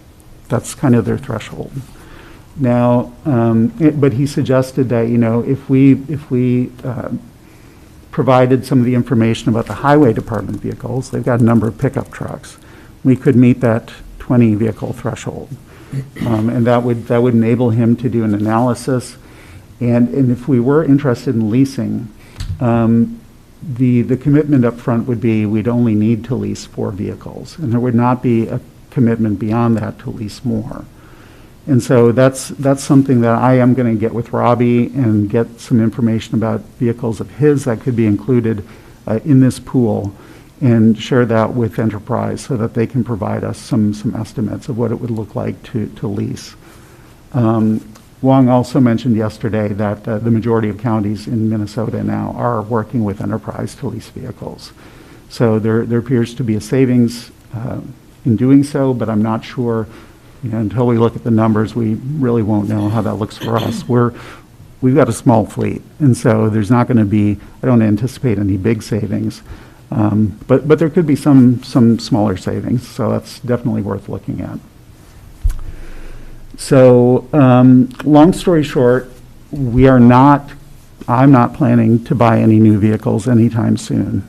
And the reason for that, in addition to even if we had like really acute needs, which I'm not sure we have acute needs, we do have needs, but as I'm sure you're aware, the market right now is crazy, and especially for trucks and 4-wheel drive vehicles. You know, a pickup truck that used to cost $35,000 now costs $55,000 or $60,000, and that doesn't appear to be changing anytime soon. So that gives me pause, Because even if we need a truck, I don't want to buy it when it's going to be at its peak cost. But then again, when is the price going to go down, if ever? We don't know. So that's something that we're going to have to kind of deal with moving forward. But I do want to collect some more information. I do want to get Wong to take a look at our information and give us a proposal for leasing vehicles. Some of these older ones are going to have to be rotated out at some point, even though our mileage accruals have fallen off a little bit. But I think there could be some benefits in adopting a different model, and I do think moving forward, we need to have a more well-thought-out way of keeping this information, and I'll be working with Brian on that. So that's kind of where we are right now. I just wanted you to have a chance to look at the data, and I would certainly welcome any questions that you might have about it. I just wonder if we have looked at the value of those vehicles, given the fact we're not driving as many miles. Our county employees, do we want to consider at some point maybe selling a couple to have some money in the bank to buy that truck when we need it? Right. So I'm thinking just a quick look at Kelly's Blue Book or something of that nature to find out what is the value of our fleet in that fashion, just to give us some idea, if we do have a need, a way we might be able to pick up some funds to cover that need. I think that's a really great suggestion, and that is the upside of the way the market is right now, is if we do want to sell some vehicles, we would probably get some decent money out of them. But again, we're going to have a conversation with the departments to really nail down what they expect their needs to be moving forward. And also with the vehicles that we have currently. I mean, if we've got a vehicle that's 10 years old, but it doesn't have a whole lot of miles on it, the smart money says keep that vehicle, right? That's going to be the cheapest thing to do. But there's also, we also need to make sure that the mix of vehicles that we have is appropriate for the uses that we have in the departments. So that's another thing, and that's a future conversation that we'll be having as we collect more information from Enterprise to figure out what our strategy should be. Other questions or comments? Commissioner Mills. Thank you, Madam Chair. Another really pertinent question is what we're doing about our travel policy and, the mandatory use of county vehicles or not. I know when you have discussions with department heads, that's going to come up, and how to navigate that. So, and we don't have anything decided at this point, but that'll come up. And then I was also wondering if it may be more trouble than it's worth, but if we could help with the city, if there could be a partnership there, if that helps them at all, or if it helps with whatever Wong was saying, that 20 vehicle thing. I mean, I recognize you said we got it through the highway department if we wanted to, but I'm just looking at ways to help the community a little more broadly too. That's a really great question. When I talked to him yesterday, he indicated that I thought we would simply be able to piggyback on the sheriff's contract, right? Because they have enough vehicles already. He said that they don't do that. So the sheriff's office is a separate contract. And it's because those are specialty vehicles. And so it's their practice not to commingle regular pool vehicles with law enforcement vehicles. Sure. Is that the only? Well, I don't know. Okay. Your question about could we partner with the city is a really interesting one, and that's something that I need to ask him because that thought didn't occur to me. Are there other specialty vehicles that you're aware of or anything else? I don't think there's any other modifications on other vehicles that we have, right? I generally no. Right. I don't think so. Yeah. Maybe the highway, I guess, somewhat. Yeah, and I don't know if Enterprise's operations extend to, like, do they lease plow equipment? Right. I don't know. Right. I didn't ask that question.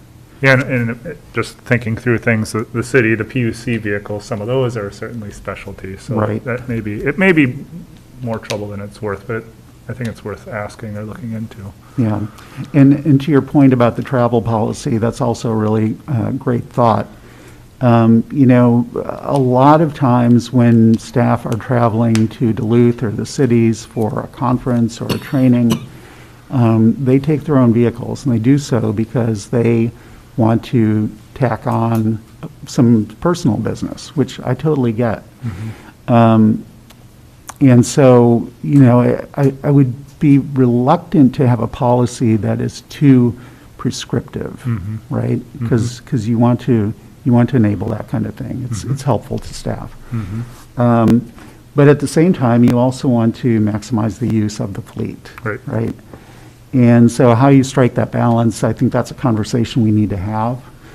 But that's a really good point. I mean, if people are driving their personal vehicles for county business, which our policy currently allows, to the exclusion of using our fleet vehicles, then I think the question is, why do we have a fleet? Or why does our fleet have 17 vehicles? So, you know, and I'd be really interested in this board's thoughts about how that should look. Because again, I like to have policies that are flexible, that provide for folks to do things in different ways. But there's also a need here to make sure that our fleet is used in an appropriate way and that we don't just have cars sitting in the parking lot. That is feedback that I have gotten from folks in the community, especially over the last couple of years, is, you know, well, you've got all these cars that are always in the parking lot. Well, they're not always in the parking lot, but they're frequently in the parking lot. And so that's what makes this analysis really important, is to figure out, is our fleet right-sized? What do we need into the future? And what is the best way to meet that need? I had a really good question. It'll come back. There we go. Maybe I have yes. it. All right, there we go. So, yeah, we need to be flexible and not tell employees you have to use a fleet vehicle. But I'm curious, so 86,693 miles went on our fleet last year. How many miles did we pay for that employees accrued? Great question. I don't have that information at hand, but I'll get it. But I think we kind of need to know that, you know, if we say, oh, in these circumstances, you have to use a fleet vehicle, well, that's, or can we sell half of these and say, most people are going to use their vehicle anyway, and it's going to be a wash as far as the cost to pay them. I don't know, but I need more data. I think that's a great question. It really is. And I think another piece of data I was thinking about is, you know, and I'm just thinking about what kind of mileage some of those vehicles get. And I will be the first to say, I often drive my personal vehicle because it gets better mileage, and I don't want to be putting junk in the air. If we sold 3 or 4 vehicles and maybe got one hybrid or one electric, obviously you're not using those land services or the highway department. But if you're going to Duluth for a conference, a group of people could get in that, and it could save the county a lot on gas. So I wonder about that option, too. Commissioner Mills. Thank you, Madam Chair. And yeah, you were looking for board feedback, Mr. Yorkie, and I would piggyback on what Commissioner Hawkins said just about not wanting to mandate that. I think when we're trying to recruit and retain, I think this is a employee use of vehicles or their own, having that option, I think is an important consideration. And you know, I would go as far to say we should do a county-wide, county org-wide poll of staff and see what their preference is, if it's different in different circumstances, or the reasons why they might prefer a fleet vehicle, or not. You know, to your point about, you know, trying to maximize the use of their time. If they're going to be in Duluth, like, it makes a whole lot of sense to do that shopping if they can.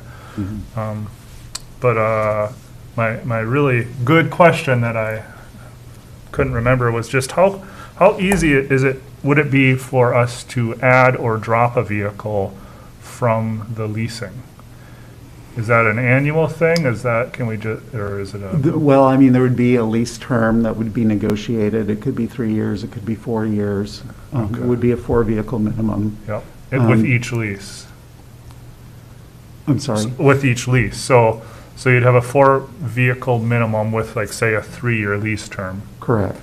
And then the following year, say, 1 year into that, you would do you could do another 4-year. Four vehicle. I'm not sure, I'm Okay. not sure. If we could add individual vehicles after that. Right, He right. did say there was a 4-vehicle minimum. Sure, yeah.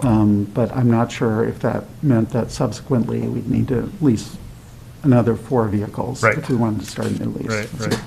Well, and just how much flexibility we can have, because depending on how flexible it is, that could really almost be a no-brainer. Mhm.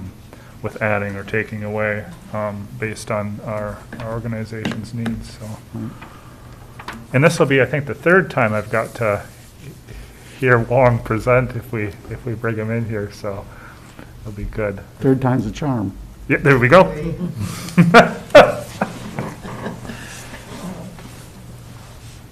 Hopefully he doesn't roll his eyes at us soon. Been here before. Well, lots of good information and data, and I think great discussion, and so we'll spend some more time on this and look at it again. All righty. Thanks for the great questions. I Thank appreciate you. it. And thank you for looking at how to optimize operations and looking out for the taxpayers too. Well, absolutely, and that's the job. Go back to my computer for the rest. All right. So we're sure you have a few updates for us this morning? I do. So the first thing I want to note is that we did have a meeting going on a couple of weeks ago with the U.S. Forest Service about our payment in lieu of taxes, the tie-Latnick payments on the federal lands in the county. And for folks who are not familiar, back in 2018, the Forest Service conducted a reappraisal of the boundary waters. It's all the federal land that is not on the tax rolls, for which the federal government gives Cook County a payment to compensate us for our inability to collect taxes on those lands. And in 2018, the reappraisal, they do the appraisal every 10 years. The appraisal came back much lower than what it was in 2008. And that caused a lot of consternation. It was going to significantly reduce the amount of revenue that we would get from the federal government each year for those lands. And so we appealed. We, along with Lake County and St. Louis County, appealed that appraisal. The Forest Service agreed to reappraise the boundary waters. And we were hoping, we made the argument that, the appraisal really needs to be based on the highest and best use of those areas. And we know that currently, real estate prices, and I guess I should back up too, the appraisal had to look at what was happening in 2018. So they couldn't look at current real estate prices and say, oh, well, now that a parcel that was $100,000 a couple of years ago is worth $300,000. They had to look at the snapshot from 2018. And that was well before a lot of the price inflation started happening here. So that's one thing to be aware of. But in any case, the previous appraisal was based on the assumption that the best use of much of that area would be like timber. And, our argument was, well, actually, there's a diversity of potential uses of those areas, and we need to take a finer grained look at that area to see, well, maybe around certain lakes, recreation would be the highest and best use. And that value would be higher, presumably, than what logging would be. Same with mineral rights, right?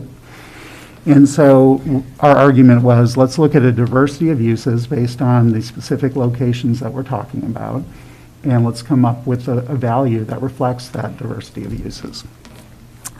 And that was not really what happened. Long story short. And so the reappraisal came in a few percentage points higher than the 2018 appraisal, but nowhere near the level that we had hoped for. So at this point, the process is the counties have 6 months from the date of the presentation they gave us a week and a half ago to present counter arguments and any additional information that we believe the Forest Service should consider before it makes a final decision. But my feeling is, you know, we made a really persuasive and compelling argument to them before they started this reappraisal. And I would have expected a different outcome based on that. And the fact that it's so close to the value that we saw in 2018 makes me think it's probably a losing battle. I mean, not that we shouldn't try to appeal this and present additional information, but I think they've kind of made up their minds about how this is going to go. So, you know, there may be other, we're still putting together a response. We need to look at all the legal issues and make sure there's no basis for appealing it that way. But the outcome is pretty disappointing, frankly. And that was evident in the responses of the folks on that Zoom meeting with the Forest Service. After they presented, they asked the counties for feedback, and it was pretty much crickets. We were all pretty surprised and disappointed, and it didn't feel like there was a lot to say at that point. So that's where we are. Madam Chair, I would ask, at least twice I've asked for that report. Has anybody received it? So we found out yesterday, the Forest Service promised to make all the data and related documents available to us. We found out yesterday that they did send us a link. It's a Dropbox link, and it was screened out by our firewall. Which speaks to the great security that we have, but it also explains why we didn't get that information. So I believe the MIS has created an exemption for that URL so that we'll be able to access it. So all of that to say, we had hoped to look at the data before our meeting today, but we haven't been able to get to it. So.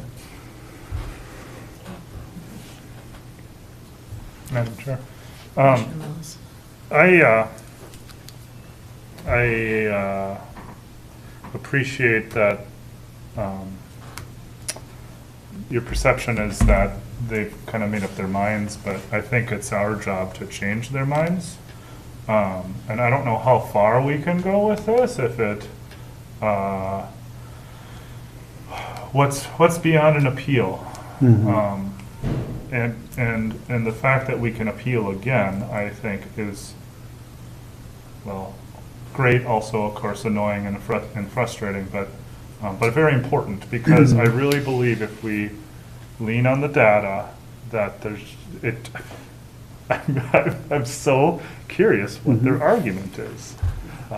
It's pretty incredible. I think you're right that we should do everything we can to push back and to argue for a different outcome. There may be some avenues we can explore for accomplishing that that I'm not ready to talk about today, but we are going to be doing some follow-up to see what we can do to change this outcome. Well, and my impression is we, I think the initial strategy is solid, but then we also have to respond to their current assessment and show why that's not.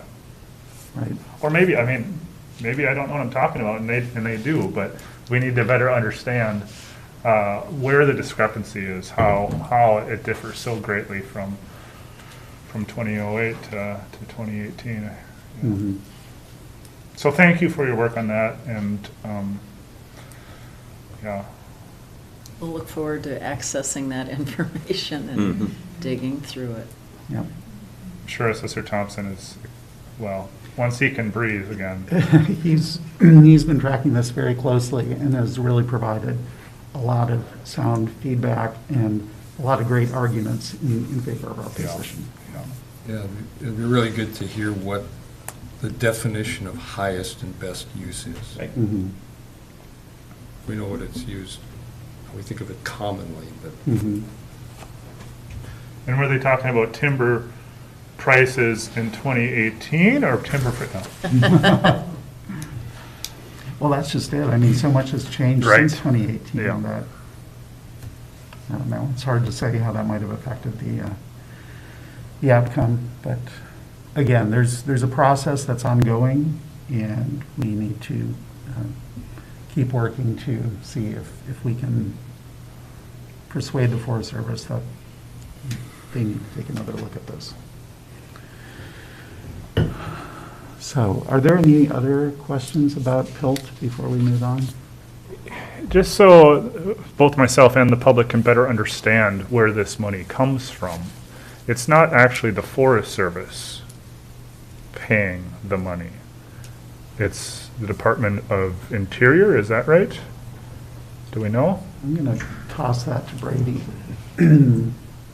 oh, ultimately where it comes from, I don't know. No. But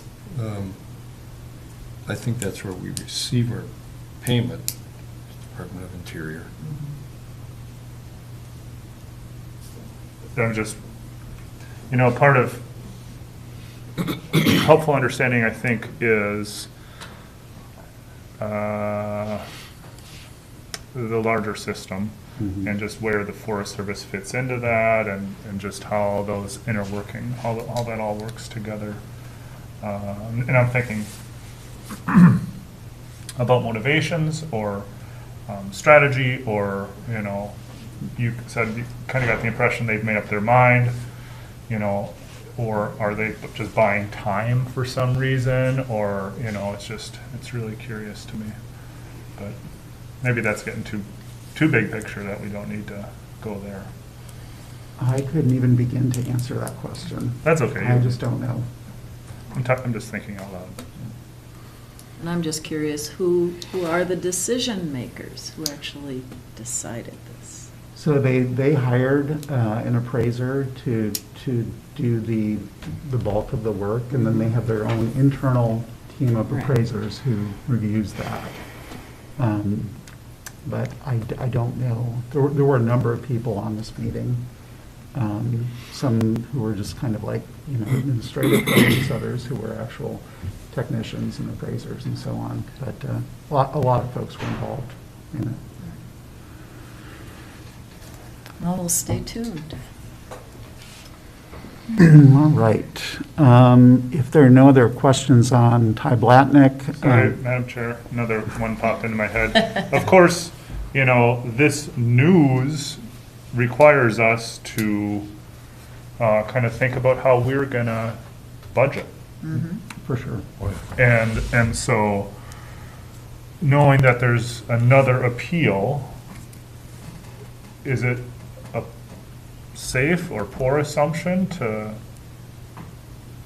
think that appeal will allow for the kind of hold harmless funding until that appeal goes through, or? Well, we've been holding back. The margin between the 2008 payments and the 2018 payments, we've been holding that back out of concern that we would have to pay it back at some point. So practically speaking, it doesn't really have that big of an impact. We would have to continue doing that anyway, right? Right. Yeah. Until we were certain. Yep. We'll do that. It sounds like we'll get something back, even if the percentage is just a few. We won't have to pay all of that back, presumably. I guess what I'm wondering about is during this next appeal process, what will they be sending us? Do we know that?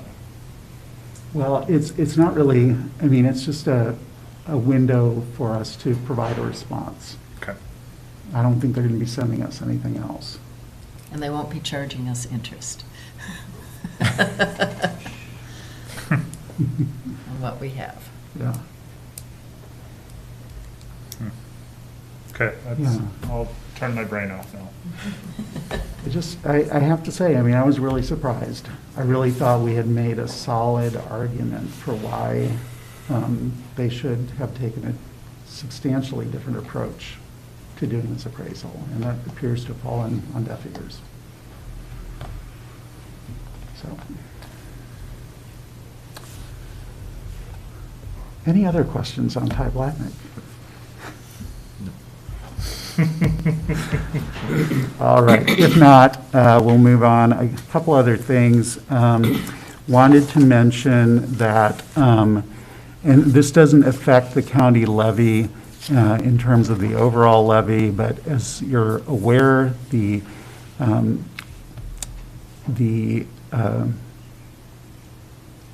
oh my gosh, I'm thinking of AED, which is not right. The Economic Development Authority gets an allocation out of the county levy every year for its operations, and that includes $100,000 for housing projects. And EDA has agreed at its last board meeting that it would be willing to shift that allocation over to the new Housing and Redevelopment Authority, which makes perfect sense. And so I just wanted you to be aware that the EDA board had taken that action, and that for 2023, that $100,000 will shift over to the HRA. So the HRA's levy will go up, but the bottom line impact to the county will not change. Right. So, any questions about that? Okay, wanted to let you and our staff know that I have followed up with the Bureau of Mediation Services to try to get our first Labor Management Committee meeting scheduled. It has been challenging because the business agents have lots on their calendars, and then of course, our stewards and all the other folks who are involved in this have commitments too. But my hope is that we can get something scheduled for next month. So that's what we're working on. Yeah, as long as we provide feedback, the request was to try to get one scheduled in May, as long as we give Right. feedback on what the impediments are to that Right. and why it's moving out. I think Yep. everybody will be all right. Yep. So that's going on. Wanted to mention also the Blandon Foundation recently issued a call for proposals, or actually letters of interest, for some funding that they have to strengthen rural communities. There was a question about whether Cook County would be able to use that funding to expand the availability of childcare, which after housing, I think is probably our biggest need here. And so we had a call with Nancy Deming yesterday. The call included her, myself, Allison McIntyre, and Grace Grenager to talk about coordination on a proposal to Blandon. There's a lot of interest in doing so. I should mention the letters of interest for this last round of funding were due last week, and we kind of found out about it late in the game. But there's still an opportunity. They have ongoing funding that we could apply for. And so the question is, how do we coordinate, and with whom do we coordinate to put together the most competitive proposal that we can? And Blandon, probably unsurprisingly, likes to see proposals from coalitions of communities, so not just single organizations, but groups of nonprofits and government and private sector working together on an issue. And so the next step in this is, this is of real interest to the EDA. Beth Drost has been involved in conversations about childcare, participated in the town hall that we had a month or two ago. And so I'm going to be talking with her on Thursday about our next steps in this process, and want to make sure that the EDA is part of that conversation.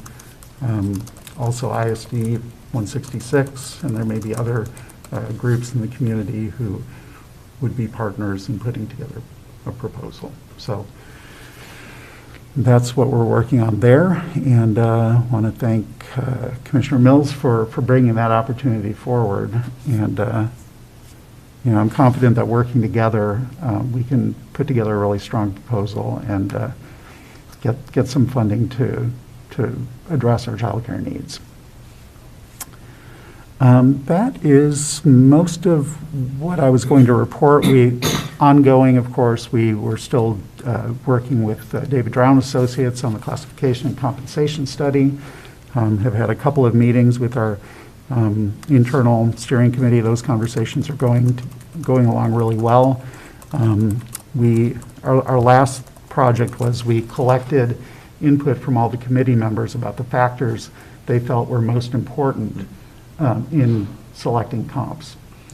And we're doing that in sort of an empirical way. So we asked people to rank order the criteria that they felt were most important, and we're going to be processing that information to come up with a set of criteria that reflects the will of the group, and then use that to select comps and do the analysis. So feel really happy about using that approach. I think it's the right thing for this group. And I think it's going to produce a good outcome. So.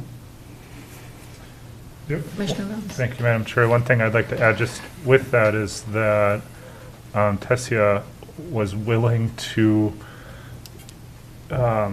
almost do multiple comps with different benchmarks to kind of see, well, if we use these benchmarks, this is the county that you would be looking at, or these are the counties you'd be looking at. If you use this benchmark, then these are the ones, and if there's a way we can kind of meld those, it just seemed like a really comprehensive approach, and really impressed with the expertise there thus far. And I'm really happy with the composition of our group and the participation of everybody on it. Yep. And that's really critical because, that we learned from what we did the last time where there wasn't sufficient input. And you just don't get to a good outcome if people don't have a voice. So really happy that we're doing it the way we're doing it. And I agree, David Drown is providing really great counsel. They've got a lot of expertise. They have a lot of data. And I'm really confident that we're going to end up with an analysis that really reflects what's happening in the market so that we can make good decisions about our pay structure. That's great. I think that is all I had on my list today. All right. Thank you so much for all those updates. Other commissioners, any updates, concerns, questions?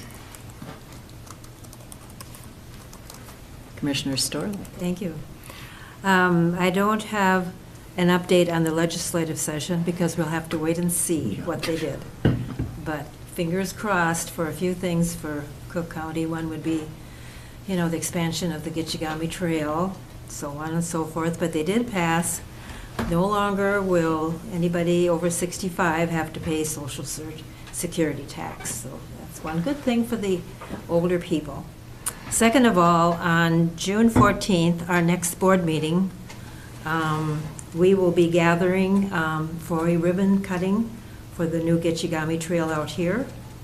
There will be dignitaries, senators, representatives, and all kinds of people. So I'm waiting for my invitation. And you probably are. We'll get one too. But that's going to be 10 o'clock on the 14th. Okay. Thank you for notifying us. Perfect. Other questions? Well, and I think it caught me off guard, the AMC update yesterday. But I did jump on a little late, and I saw some of you were on there too. But boy, what a strange vibe. That meeting, and just everyone, those poor staff members at AMC, you can tell they're just running their butts off trying to keep everything together and focused and steered, and oh man, and then just the frustration level too it was palpable. So that was. I appreciated they were there for the call after being up until 2:30 in the morning preparing things for the meeting. Yeah. And so much not getting done.